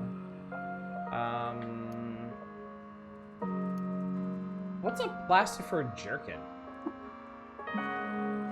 Grass of gas caught foam stiffens instantly when pressure is applied. Its harsh surface is dusted with colorful abrasions of chiliads. And the chemical reaction they produce, the materials cream past the outer rings of its expected lifetime and into the unknowing void. Oh, this would give me resistance to a bunch of things. That could be cool.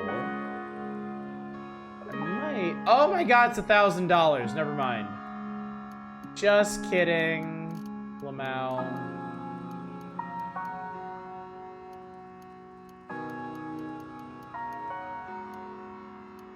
I mean, I sure would like that, but I don't have $1,000 worth of stuff? I don't have $1,000 worth of stuff I'm gonna give him anyway.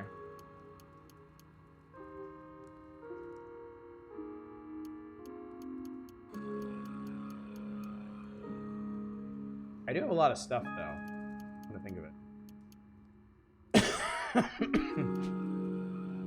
Alright,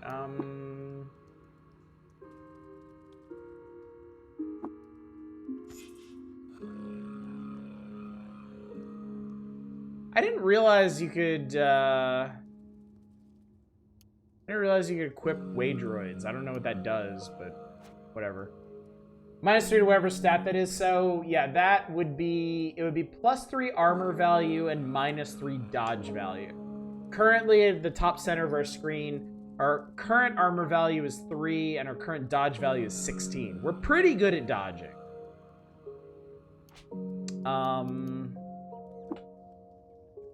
Part of that is our Goose Stained Elastine skin suit, which is 1 armor and 3 dodge. So basically, if we switch that suit out, we'd get 2 additional points of armor and net lose 6 points of dodge. Probably not worth it from that perspective.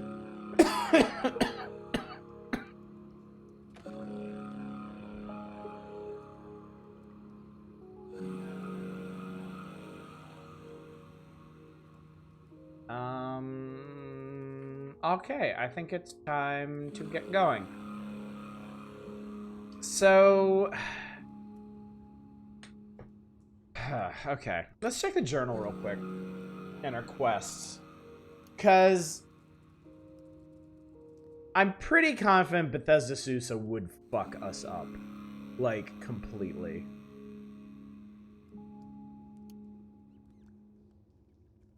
I have some side stuff we can do. We can go to Sulep Ghetto,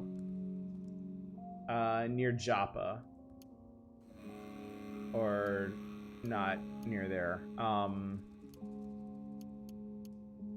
I'd honestly really like to go to Miva Castle.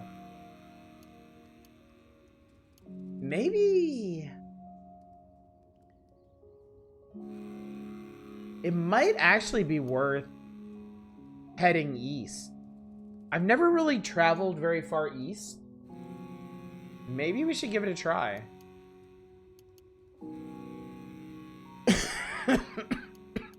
I don't know anything about the Yid Freehold either.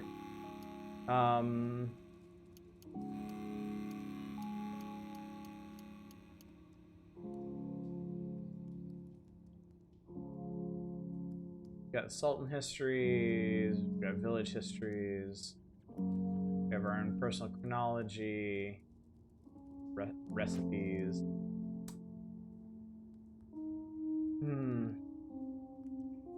Well, I guess for right now, let's get back to the surface.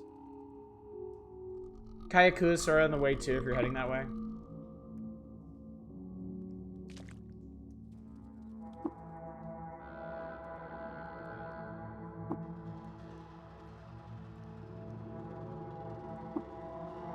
There are hostiles nearby, well, fuck them.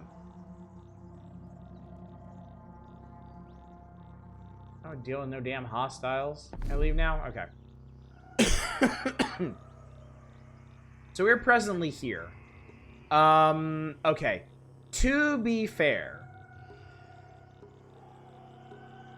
Yeah, there's a village of Kayakua there. Sulep Ghetto is way over here.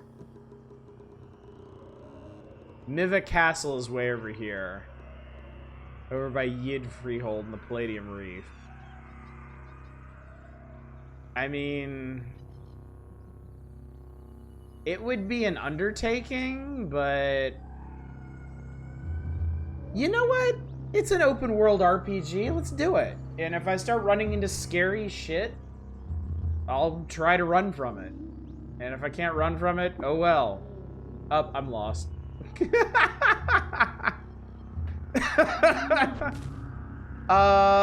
the hell was that? Oh my god. Eat absolute shit. It's one of these goddamn goat folk sowers. You know what? Fuck it. Force bubble.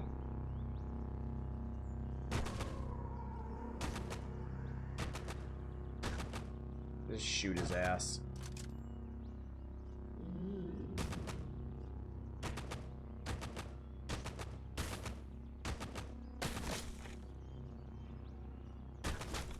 This scope carbine is really exciting. I like this.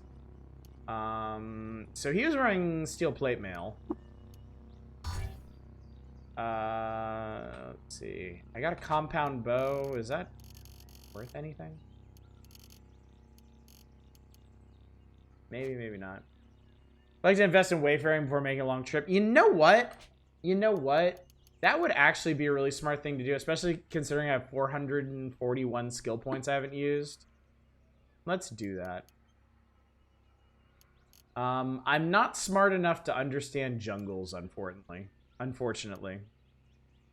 I am going to take wilderness lore for hills and mountains, though. Because I don't like hills and mountains.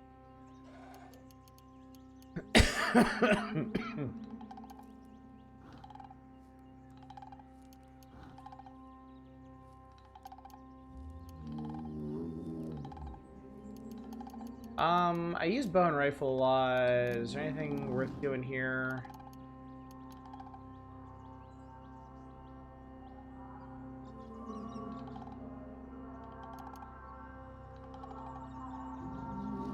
I think I'm gonna take suppressive fire. This is pretty decent on Trexie.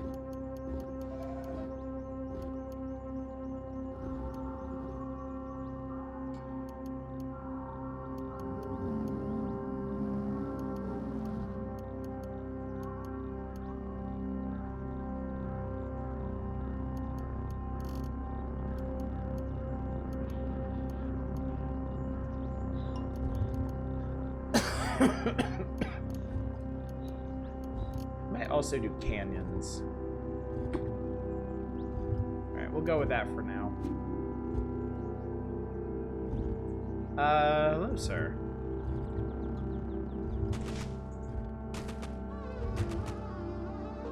What's the self-discipline tree? It starts with... Hang on a sec. This guy might be a problem. There's a carbide battle axe.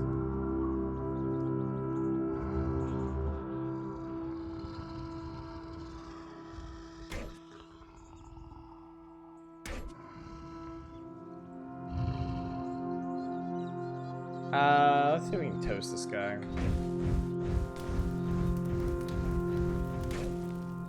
God, he is doing a fuckload of damage.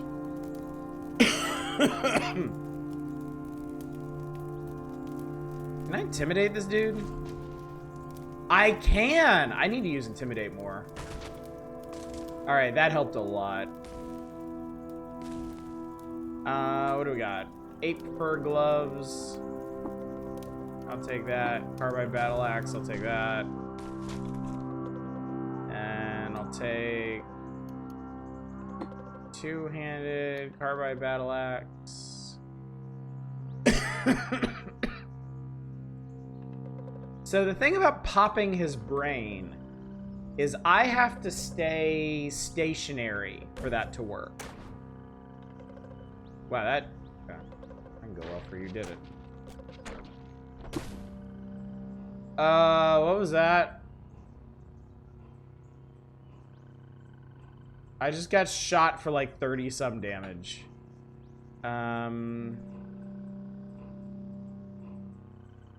Oh, I see them. Bunch of yurt wardens, okay. Alright, we're gonna bubble, we're gonna sprint, and we're gonna haul ass through the forest. And hopefully not run into anything worse than what we're running from.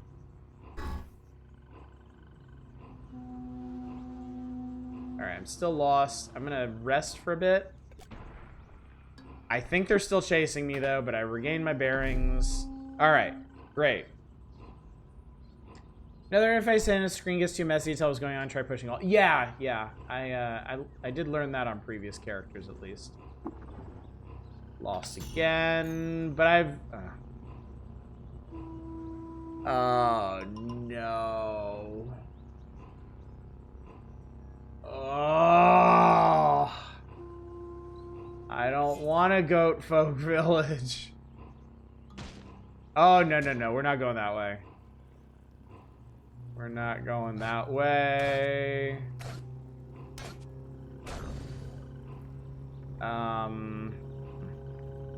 Alright, we're gonna shove everything off of us. Do that guy. Did you hate me? Nope, you're fine. We're friendly. Even though I accidentally shot you. Everything's cool. Everything's good. Everything's fine. We'll just run. Oh, God. We'll just run off through the goo fields. There are hostiles nearby. I don't give a shit. But now, there's still hostiles. Am I being chased? I hate being chased. Okay, that got me out of there. I'm trying to get this stupid mushroom village, man. Alright, Kyakuka. How bad is this? Warden Indrik, Goatfolk Pariah, neutral very tough. Neutral is the key here. Gyre White of Kos and Worshipper of Abaraku, neutral. Woodsprog. Okay, I don't think these people are gonna kill me. So let us enjoy our time here in Kyakuka. Oh life, oh change, embrace us, entangle us, be ape still and muse. Eva, good evening, friend. Well, I did New Year's in Japan, got to watch the music festival, see this dude rings a little bell, the whole bit. It's neat. It's neat. New Year's in Asian countries is a lot of fun. There's a lot of celebration, a lot of pageantry to it. Also, Owlman, Dave Thulu, give you a proper greeting as well. Good evening. I don't think I said that earlier, but I'm glad y'all are here. Happy New Year's to all y'all.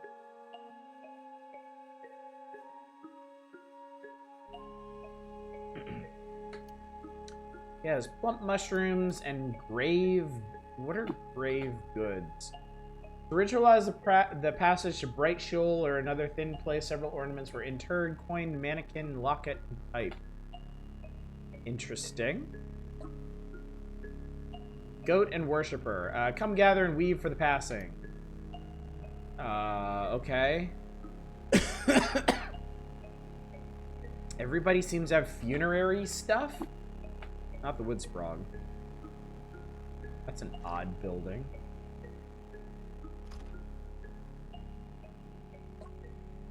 Cider Era. Be nimble wayfarer, taking draught of cider before leaving. I am Scrunt. Who are you? I am called Era. Branches part for you, Scrunt. Why is the cider chunky?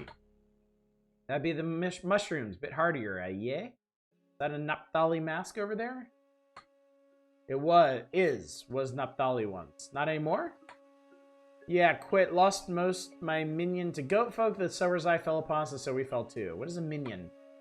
Pilgrims are drawn together by need and awe and inspiration. Tinkers and sodders and guards and scouts alloyed under the pressure of life's work. Family-like. Became your godhead. Don't know. Wrecked, fled, crawled away, never looked back. That's all of it.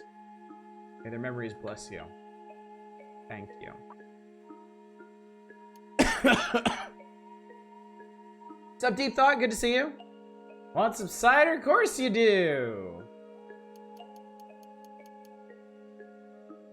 Oh, I picked up a weird artifact somewhere. Let's see what that is.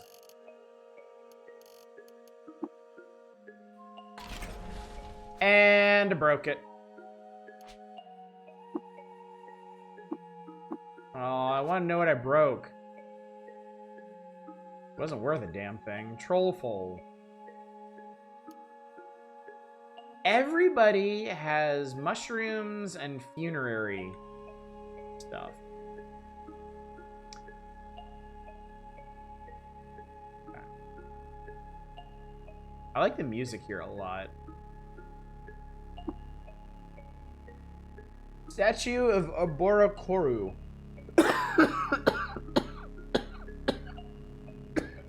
I don't like plump mushroom. Plump is not an adjective, implies a fungus. The stone idol of Arbarku stands 20 spans tall. Its nameless sculptor chose to depict the ape god sitting cross-legged with each of his three pairs of gargantuan arms. The idol is swathed in vines. Its caretakers seen in nature say where the herbage is threatened to obscure Arbarku's gentle countenance. Wreaths of flowers of every hue. The forest begets azure, chartreuse, indigo, carnelian. See, the writers of Caves of Qud, they can't just use red, blue, green. No. No. It is azure. It is chartreuse. It is carnelian. Litter the base of the shrine insignificant offerings to what appears to be a callous god. I still find it very funny there's a desecrate command in this game. White Esh. Honk. If you meet, tell him that honk. Zotham sent you. Honk. What will you strum in dust for sod? Hey, stuff. What material is this? Mushroom flesh. Live inside a mushroom, friends. Stone columbary. Etched in this mead hall for small winged friends or stories they cannot understand. Objects and monuments is seen from the history of Kyakukia. Under the beetle moon, folks settled here to gather goods of passage for Apesod or Oborokoru. Oborokoru. So Kyakukia was founded. That's cool. In 979, Nuntu, the legendary albino ape, grew tired of bludgeoning things to death and journeyed to a root-strangled place on the river Siv. There he came upon Kyakukia and his inhabitants, the villagers of Kyakukia, asked Nuntu to employ his magisterial skills and lead the village. Cool.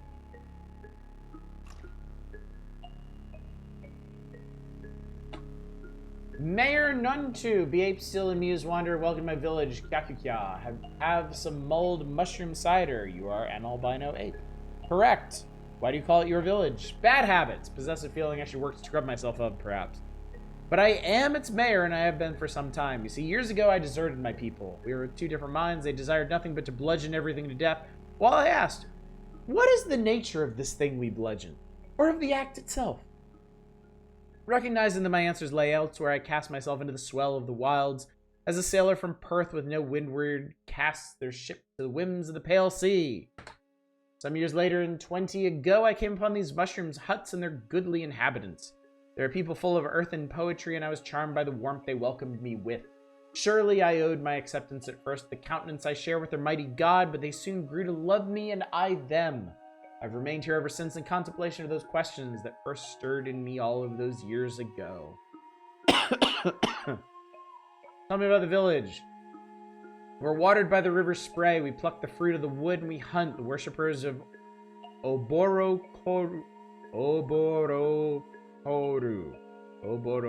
I don't fucking know. Obo. Whittle and brood too. They'll pay you no mind unless you ask them how. Here you can be with friends or muse alone. If it's trade goods that interest you, take a gander at Ural's wares in the northwest corner. The odd one crow songs too. If you can scry them in the bush. I must warn you, however, cast no villain's shadow on these grounds. Warden Indrix will be watching. Ural is a harmless cucumber vine. Came to Kyakukia a few years ago after the last consortium chandler, a wicked little hyacinth named Plissigo, suffered something of an accident. Teratep's defense, Plissigo shouldn't have raided someone with claws so close in resemblance to pruning shears. Yikes. Crow Songs of Dweller. I won't speak to what Crow Song's deal is. Indrix is one of the most ferocious warriors I've ever met. Once upon a time, he and his brothers gorged themselves on the flesh of beasts by starlight, but now I count myself lucky to call him my warden. Okay. There work to be found here. Waterhand you are. Speak to my friend and warden Indrix, okay? Have you heard news of Gerslings on Cud surface? The Watervine farmers of Joppa confirm it is true. Far west is Joppa, you say. Oh, grim. We found the remains of pale things in the mouth of Siv. Does the gyre widen again? It's fascinating to me. Like, Cud is such a strange and sometimes inscrutable place. You know, there are beings of pure geometric shapes. There are beings that are half phased out of existence. There are beings that touch upon divinity itself. And yet it's the Gerslings and the Gyrewites that have everybody concerned. I think I just don't know enough about this, the Gyre. Whatever the Gyre is, I'm just not familiar enough to understand the existential threat it represents. There are vines!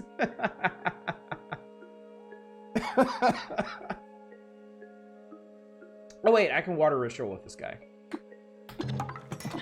My reputation with goat folk is, well, it was never going to be any good. Fungi don't like me so much. That's odd that fungi wouldn't like me. It's a fungi village. Secrets, mold mushroom cider. Ask you to join me. Okay, live and drink. People shower. Trash Abbott. Wow, Christ Steel shit. Christ Steel arrows, but still. Alright, where the hell was the warden?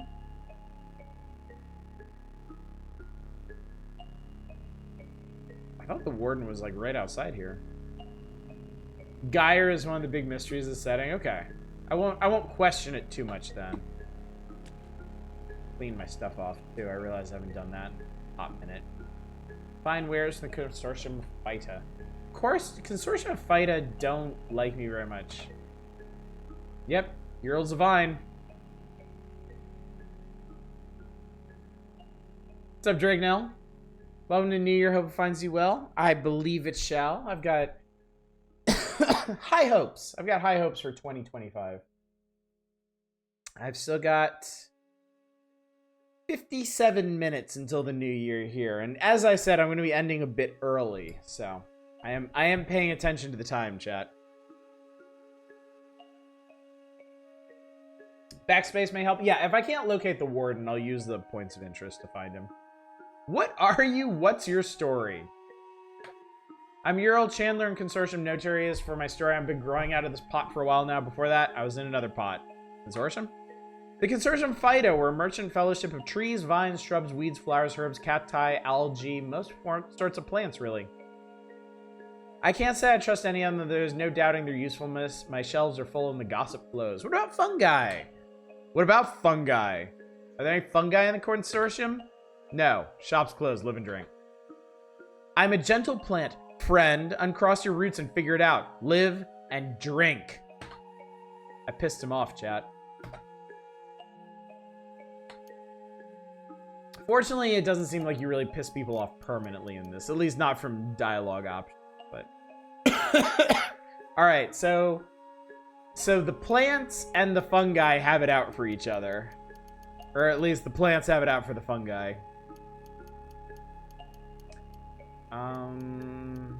Got some stuff.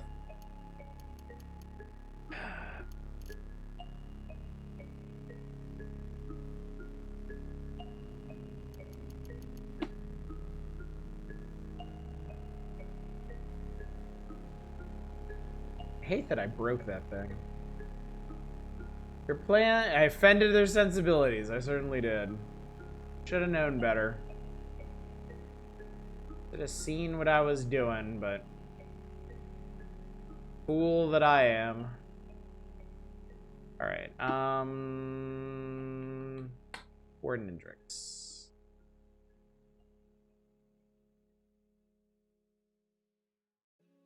Okay, that was. Make haste, start. Why are you called Pariah? Speak nothing of that name to me. You are warned. Okay, I'm in search of work. There's but one task I know to offer. Is most treacherous. In all likelihood, you will perish. Is your interest waned? No. Continue. There is a river just south of the village that runs an eastwardly course into the jungle. Along its banks lies a goat folk village. There resides a mighty shaman, Mammon Soul Drinker. He is in possession of a talisman of great power, an amaranthine prism that refracts the psyche of its handler in much the same way as Mayor Nuntu has explained to me. A common prism refracts light. The thing is cursed, traveler. No man or goat may safely wield it for long. You must travel to the village and retrieve the prism from Mammon by any means necessary. Do you understand? It's your boys, the goat folk. I got a fungal infection once and all the Consortium folks went aggro on sight. Oh, damn. Plans to see the Triffid groves and towers. They know what horrors the little fungi get up to. Dang, a line in my combat log right now. You take 92 damage from slamming into 9 walls. Jesus. Sounds like an affable fellow and new friend. Why don't you get it yourself? This traveler, Mammon, is my elder brother. You would discern my presence before I could strike. Anything else I should know? There is. Firstly, Mammon will likely have several goat folk under his enthrallment, and they will protect him at all costs. Secondly, take care to stay out of Mammon's reach, for his power is most potent when he may lay hands on you. Finally, once you recover the prism, do not under any circumstances wield it. I need to warn you of the consequences should you return to me bearing that charm. That is all. Are you willing? I'm willing. I fear this may mean our death, chat. But we're going to give it a try. We are going to make the attempt.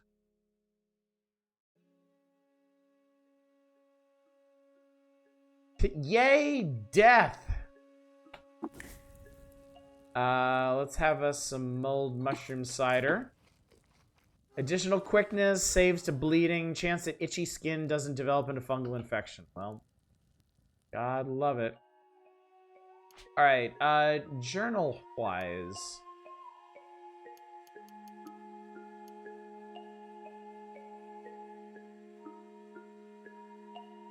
Do I have... Hang on. Do I actually have the location of this thing?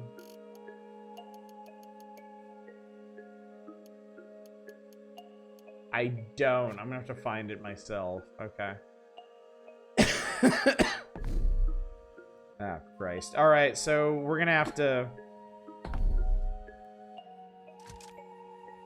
just follow the river? Really? Okay.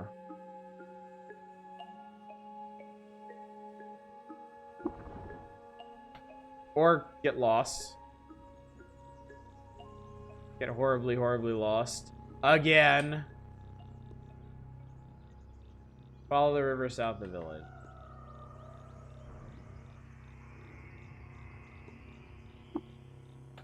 Bearings regained. Never successfully did this one. It's just south without world map until you find the river and then follow it east best you can. Okay. Well, let's try that then. Oh, God. The animus of a... well, shit. The animus of a vast mind has found me. Is that you, sir? Water vine farmer... no. It is not the water vine farmer. Wait, this is the river, isn't it? Oh, I saw him. Okay, I see him. It is time to sunder some mind. Alright, that didn't work. Oh, because he has mental mirror up. Okay, well, shit.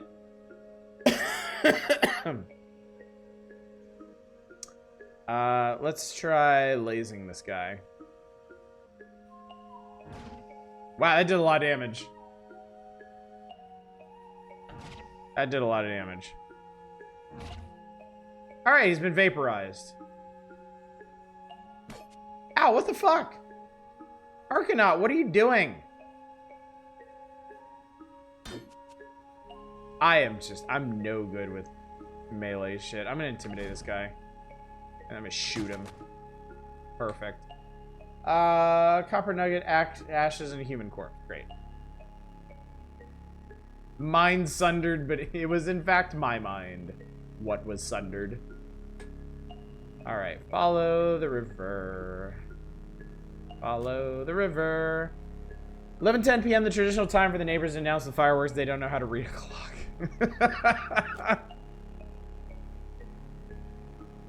We're wrong though. Mind sundering did happen. Just not the way I expected. That didn't end the way I thought it would.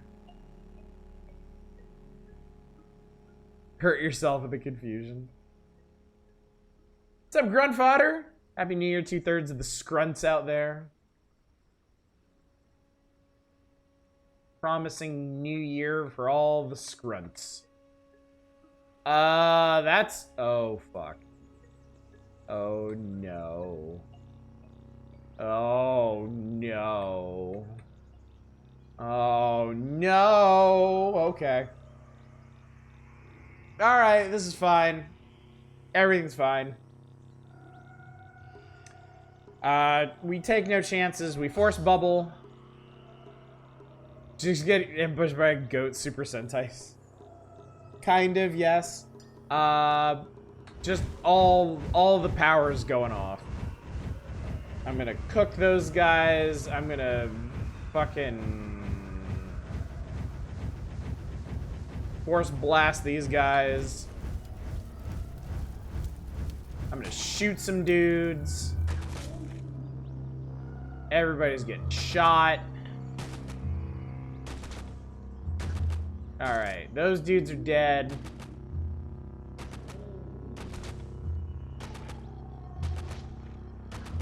That dude's dead.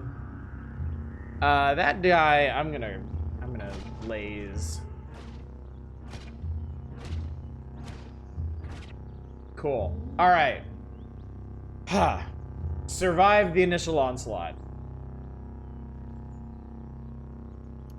I will take your carbide battle axe. I will take your carbide battle axe. I would like to observe that I executed those 4 goatmen without taking a single point of damage. A Lastine skull cap and a carbide longsword. Elastine... Okay. Oh, my current headpiece does ego shit. Ooh, but I might switch this out when we go to Bethesda Susa because it has cold resistance. Perhaps.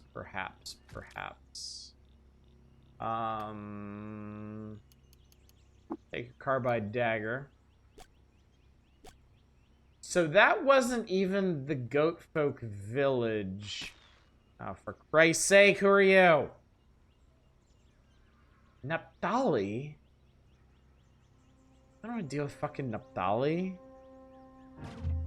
So I won't. The goat folk shaman to the northeast burrows a channel through the psychic aether and begins to sunder your mind. 2 can play that game, motherfucker. Target is already locked in psychic battle.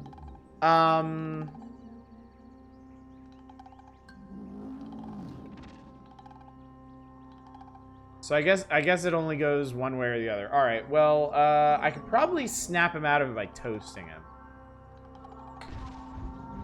Uno Reversio.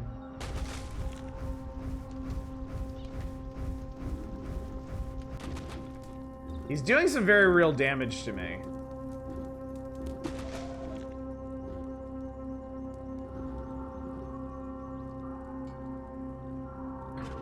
Alright, but I vaporized him.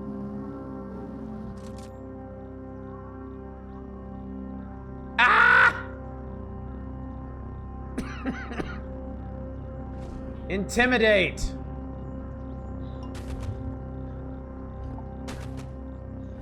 Wow, I killed that goat folk bully. Why is there a goat folk bully over there? What the shit? I got a silver nugget and a carbide longsword. That's all cool. There's another Naphtali dude down there. No, I'm not proselytizing. Vaporizing. Slender ape fur hat. Take that longsword. Weight-wise, I'm getting close to...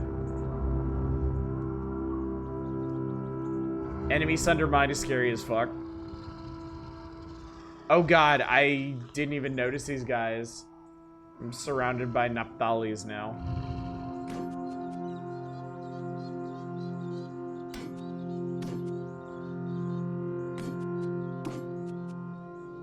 I know.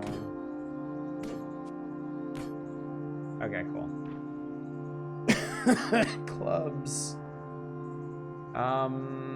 I need to rest up. Okay, I'm gonna hide here for a minute and rest up. And I did. Great. Naphtali are hard to spot. They're very forest colored.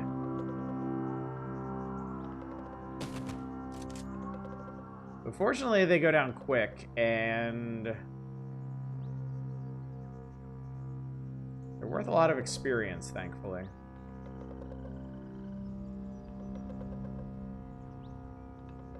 Okay. Wow, we still haven't reached the Goatfolk village.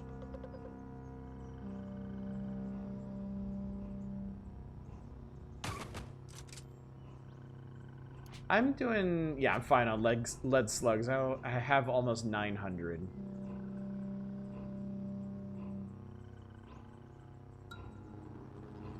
Proper orc thinking there. Oh, Draknell. You might be interested to know that I started Warhammer 40k Rogue Trader today in my free time, and I am really enjoying it. I've only finished the prologue so far. Are you gonna be a pro? Ah, for fuck's sake! Get off me! I didn't need that at all. Oh god, I didn't need any of this shit.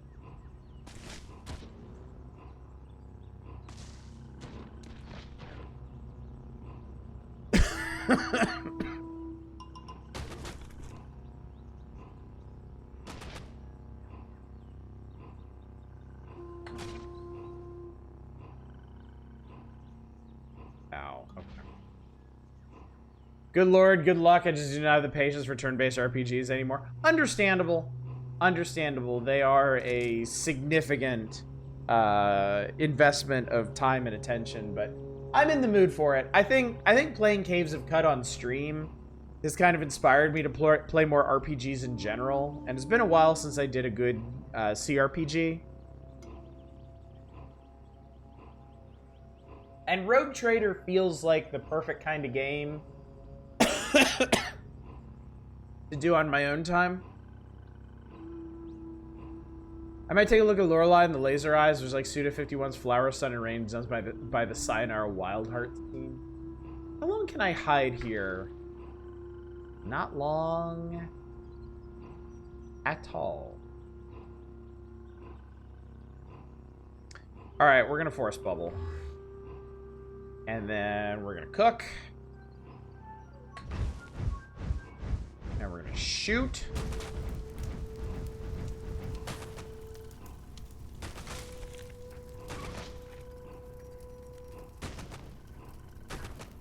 That was a sturdy fucking dude, man. Alright, that motherfucker. Actually, no.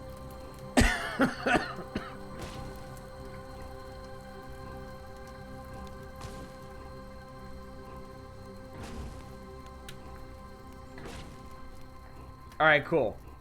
I vaporized the Yurt Warden.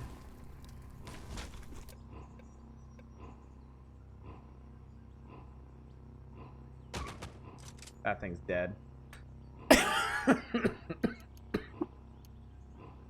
Wish I did. My brain has crumbled into dusty coughs. We have filler fights and systems take a while to resolve. Yeah, I feel that too. I think of all the different RPG types, I've gotten the most picky, the most finicky about strategy RPGs.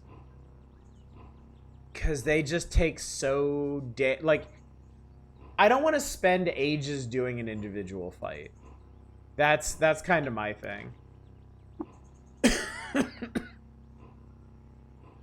Shit, I am now overburdened. That's not good. Oh, it's a 16-pound weird artifact. That's why. Oh, it's a combat shotgun. That's why.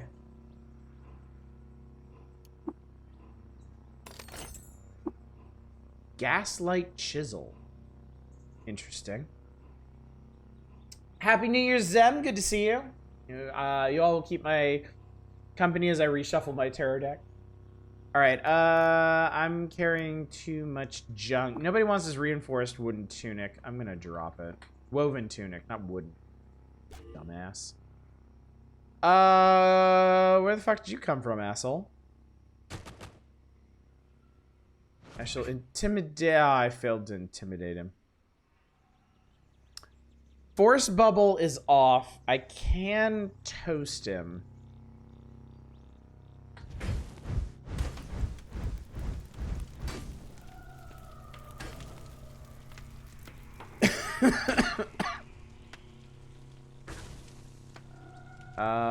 Okay, Go Folk Bully died.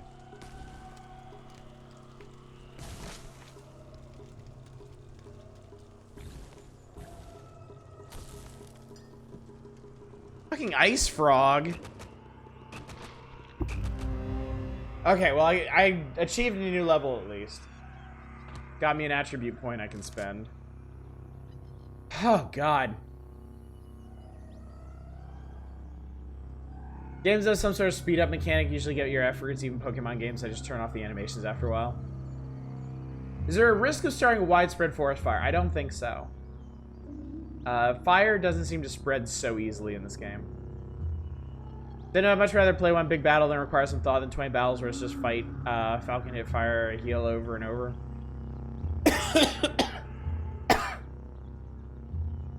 I like CRPGs because, well, like Rogue Trader in particular, the combat so far has been against large groups of generally weak enemies, and the challenge has been figuring out how to alpha strike as many of them as possible in the opening turns, so you're not exposing yourself to a lot of damage. I like that. I enjoy that. I think that's one of the reasons that I was able to hang with Darkest Dungeon for so long, because that's essentially how the strategy in that worked as well. Fights weren't meant to be long in that game. You were meant to reason out the quickest way to preventing enemies from taking turns. I went in here for a reason. I don't remember.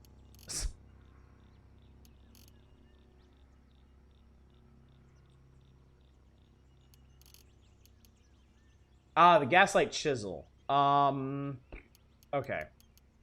Hang on. We're gonna remove that cell. I'm gonna put the solar cell in this Gaslight Chisel, and I'm gonna equip it. Because this can actually pierce. This is actually what I needed. Because I am not strong enough to pierce enemy armor, but this just goes right through it. Unfortunately, it's short blades. That is unfortunate. But, well, let's see. I just did get...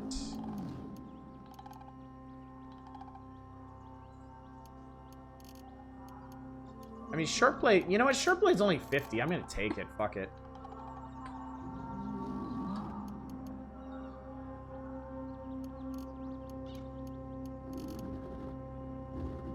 Never had a chisel and everybody thinks you're insane to go on about it. Chisels.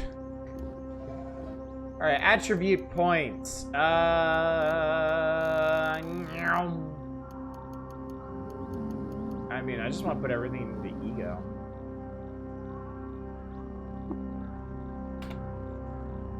My super ego. And two more levels will be able to get another mutation, which is exciting. Alright, yeah, I'm carrying too. I know I'm carrying too goddamn much to move. Honestly, I need to trade. I'm carrying 30 pounds of copper nuggets. That's silly.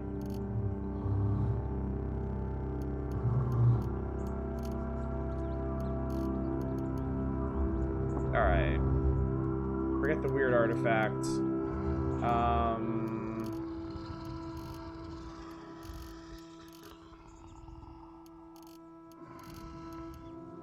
Okay, you know what? Maybe look. Maybe I don't need 18 pounds of carbide battle axes and 30 pounds of carbide longswords. Maybe.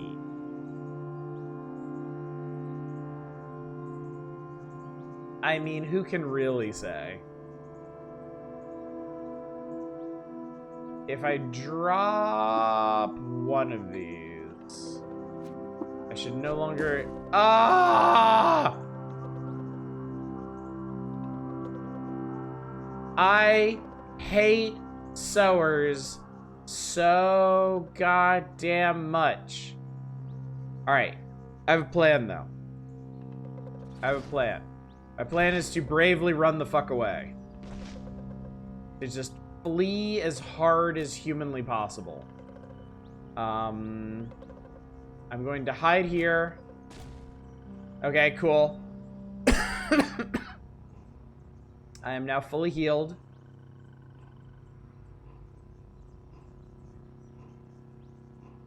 And there he is. Okay.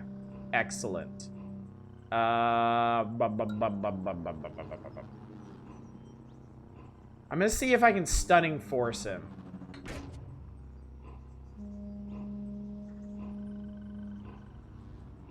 Oh.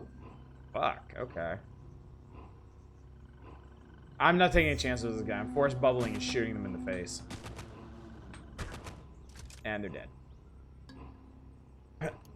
I am not, absolutely not fucking around with goat folk sowers. Alright, I'm now 1 pound over. I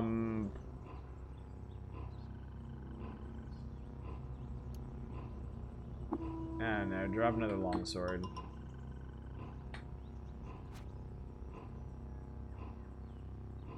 What's up, Dominic? Hi from the future. I hope it's better there. You know, this whole time, I actually just wanted to check this thing. There's nothing on that, okay.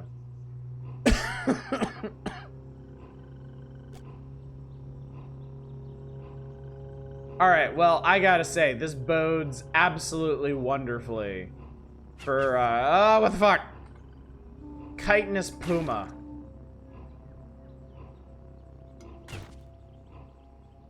Yeah, I don't like this. I'm gonna set the Chitinous Puma on fire.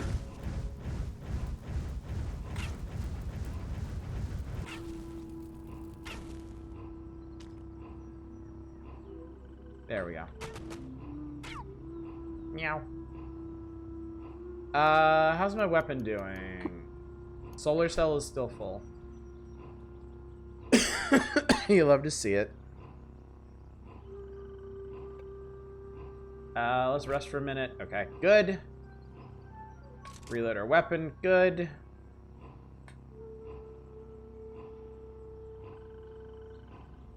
It's close to time. Thank you. I appreciate that. I thought we'd reached the goat folk village by now, but Jesus Christ, it is way down here. Like, I think we've actually gone a couple parasangs at this point. And now I am seeing an unplanished godhead and a Naphtali Nimrod. And, oh, I almost glossed over an irritable tortoise. I just go around. Oh, no.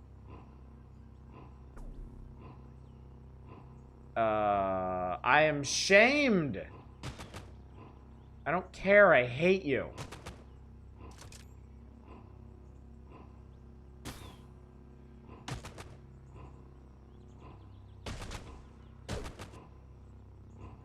Ow. Why? Alright, fine. Fuck you. Force bubble up. Toast activated. Damn, or not. Actually, now I can activate toast.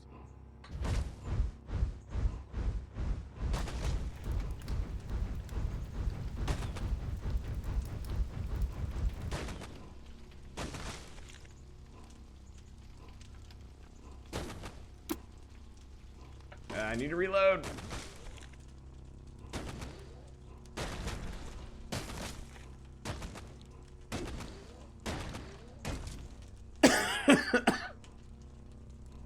Or like the god dead.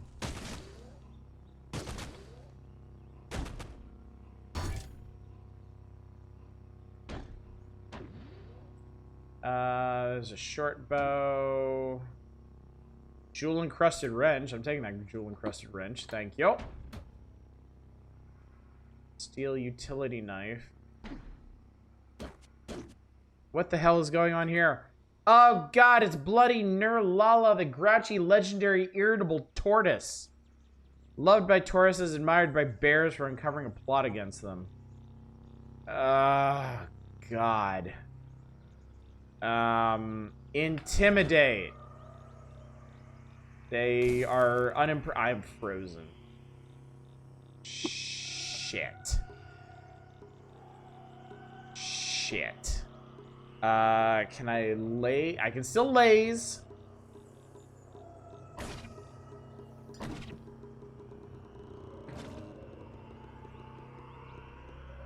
Okay, I'm no longer frozen. Why is the tortoise so irritable? It's a thing.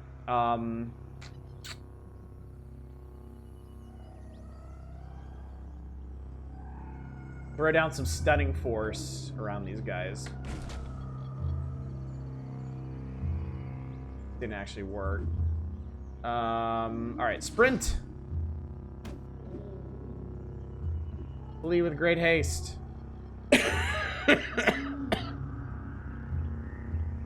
That's a lot of fucking tortoises, man. I'm gonna see if I can juke around them. Because we do have a place to be.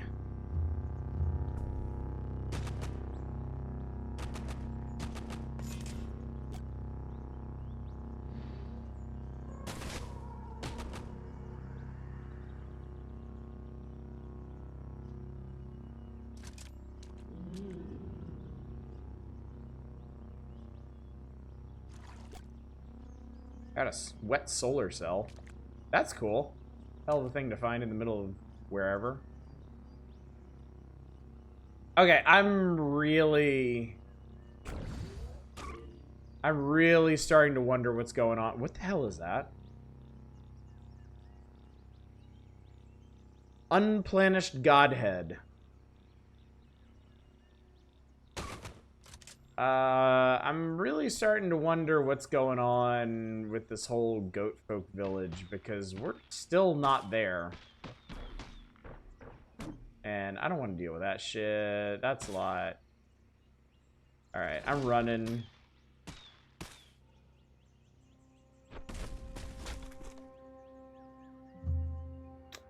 That's bad.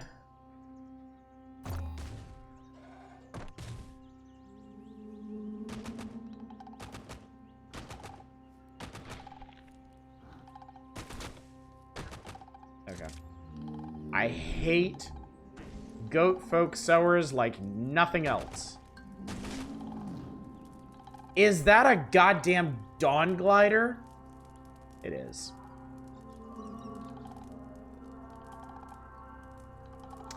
Yeah, I'm gonna wrap in a minute. It's just we're in the middle of just fucking everything going wrong. All right, new plan. Are you hostile? Everything is fucking hostile. Because of course it is. All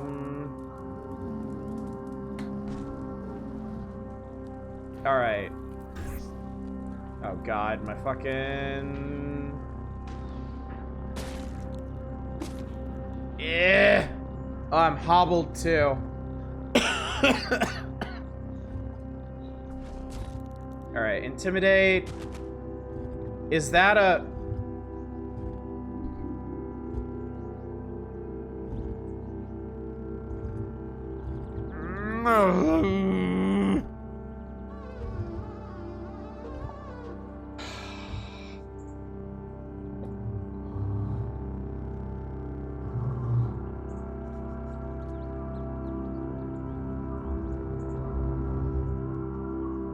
I have nothing.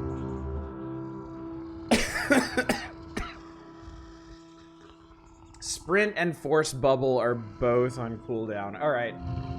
Alright. Extreme measures must be taken here. Where are my injectors? Alright.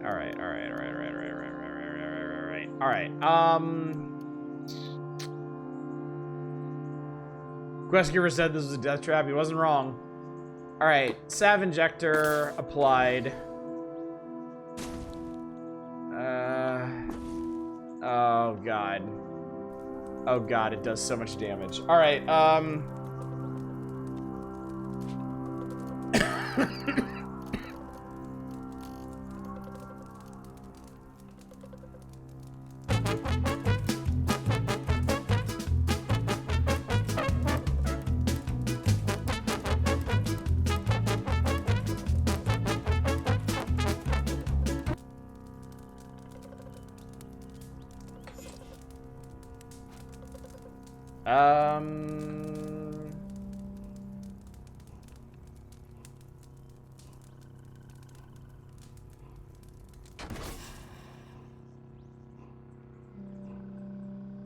It is my sincere hope that this sleep gas will actually put these things to sleep.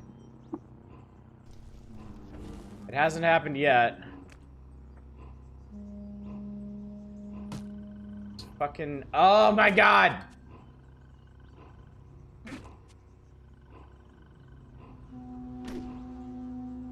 Oh, I am not fast enough for this.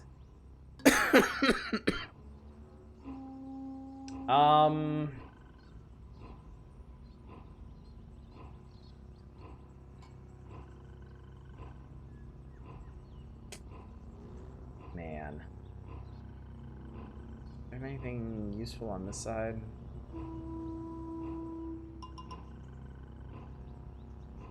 Not really. What's the rule for recoilers? You can't recoil while in combat, right?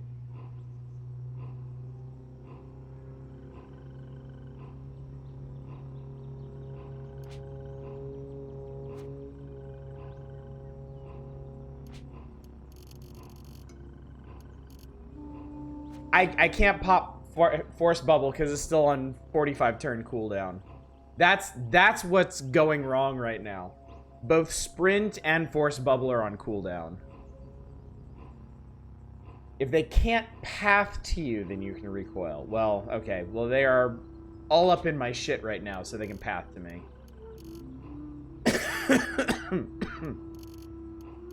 Alright, let me review my injectors real quick. Heat resistance can't be frozen.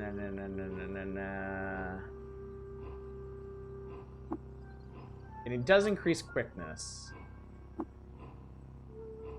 Rubber gum. Hold.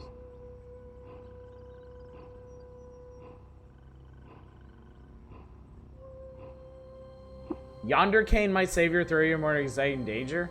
Really? Shade oil won't help because it's the middle of the day. Oh, no, no, no. I'm thinking of Skull. What's shade oil? It would increase my dodge rating. I think the bracelet would prevent me from phasing. So the Yonder cane is a teleport. Immune to confusing attacks. Okay.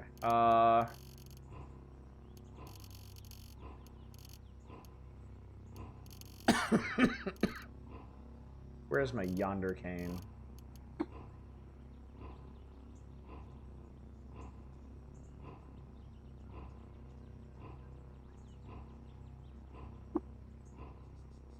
What is a scrambler? Oh, that doesn't. Wait, what? What? What?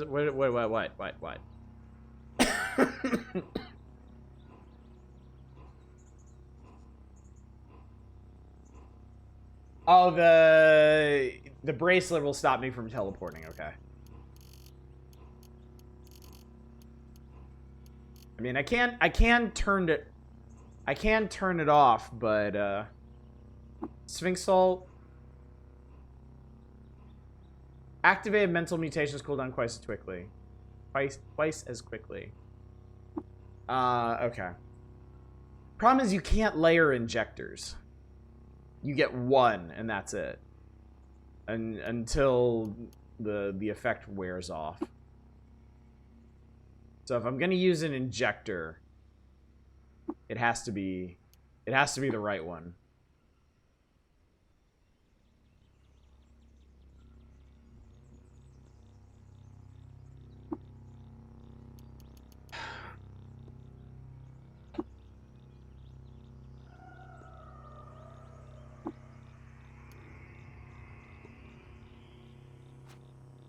With 21 hit points, I'm surrounded by 5 different enemies.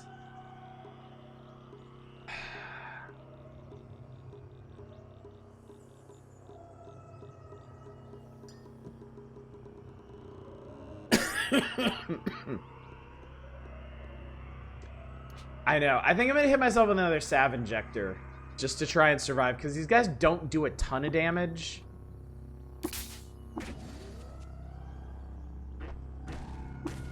Oh! There had to be a goat folk sower there.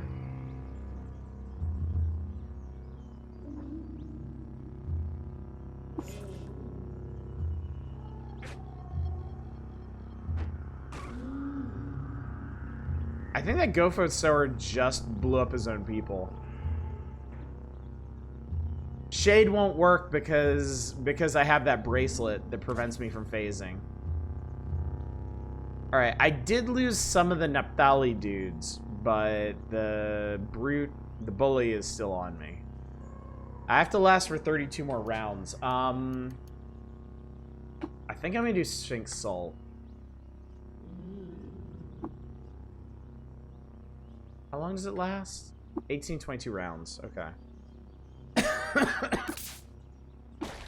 Ow.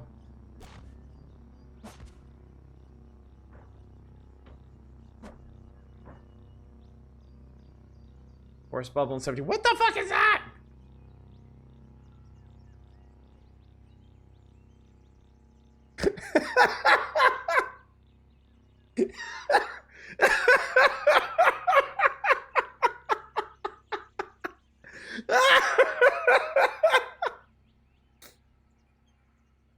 What's up, Buster V? Oh, God. Why do you keep doing this? I don't know. I don't know. It's not like I'm trying. Look, I get a force bubble in 15. If I can survive 15 turns. That's not a good sign.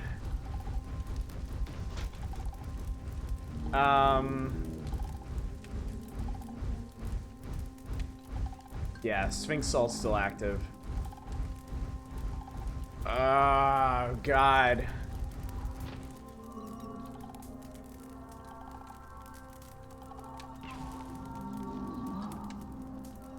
Sure would be nice if things could stop happening, wouldn't it, though? What's this other horse shit? Life Sap and Psychic Thrall. Wet Madpole and Psychic Thrall. So that guy just summoned a bunch of psychic horse shit to kill me. Never come for the goats. I've definitely learned my lesson here. I'm gonna try and put myself out. Not 32. Give it like 8. Okay, I put myself out. How many turns to teleport home item take? None. It's instant. If I can survive for 3 more turns, we're okay. Or 1 more turn as it happens. Force bubble.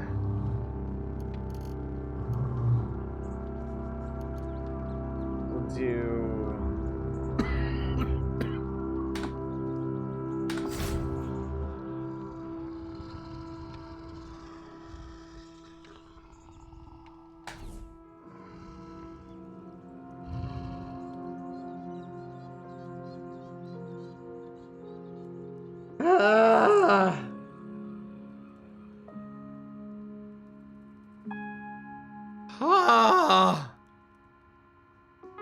Real thought I believe you're super dead. I thought I was too. But somehow I actually made the correct choices there. I actually made it out. I am alive. I have survived. Jesus Christ, man. Holy shit. Alright, well, I learned an important lesson about the jungle. Don't. Anyway, chat. I think that's gonna do it for tonight's installment of Caves of Qud. Today's lesson, calm down and act carefully. Qud actually has a lot of escape options. It does, as it turns out. It really does. And don't fuck with the goats. Ever. for any reason at any point. And I have learned why I never go east. Because I will run into Kaur no longer, the impossible mind flayer. I'm gonna say 3 armor value seems like not that much for this part of the game. You may be right. You may be right. At the same time, I don't necessarily feel like I'm taking that much more damage than Shrexy did. But I could be wrong. And Shrexy, I was like full armor value over dodge value, so. I did reach my cooldown in time, yes. The Sphinx Salt saved me. The Sphinx Salt actually saved me. It cut my cooldowns in half, and I was able to get Force Bubble up in time and recoil from the middle of it, so. We know Scrunt's New Year's resolution then. Good save to end the year. Hard to say because a lot of the damage you're taking was like psychic and elemental. Yeah, the majority of the damage I took was from Goatfolk Sowers, like, throwing explosives at me. And, well, an impossible enemy setting me on fire and launching a bunch of psychic thralls at me, so. I don't know, man. The basic enemies that were swarming me, like the goat folk, like the goat bully and the Naphtali guys, weren't actually doing that much damage. I don't know. We'll see tomorrow night, won't we? As the epic journey of Scrunt somehow continues. Tomorrow night we'll rest up and resupply here at Gritgate, and then I genuinely don't know what we're gonna do. I don't know. I don't know. We'll figure it out tomorrow night, frankly. But I'm as shocked as anybody we survived that. And I say that a lot. I mean it tonight more than I have ever meant it in my life. I cannot believe Scrunt is not dead. By all rights, he should be, but he's not. So. Anyway, we are going to call it here. This is it. The final stream of 2024. The next time I see you all, it will be 2025. Tomorrow night is Caves of Qud. Thursday night is the Power Hours. We're starting August 1994 in Nintendo Power. We'll be continuing that on Saturday. Friday is going to be a surprise. I don't think I'm actually going to commit to anything. We'll just see what I feel like. And that's that. That's what's going on, chat. Technically, yesterday was for most people besides you. Yeah, well, I'm in the special time zone, so I can say that. All right, anyway, chat, I've gone way later than I thought I was going to, or planned to. Let's go see if anybody we know is up. They are, actually. Wow, a lot of people are, actually. Shocker. I'm going to send you all over to Dave and Confused. He's doing retro stuffs. Y'all can go ring in the new year with him.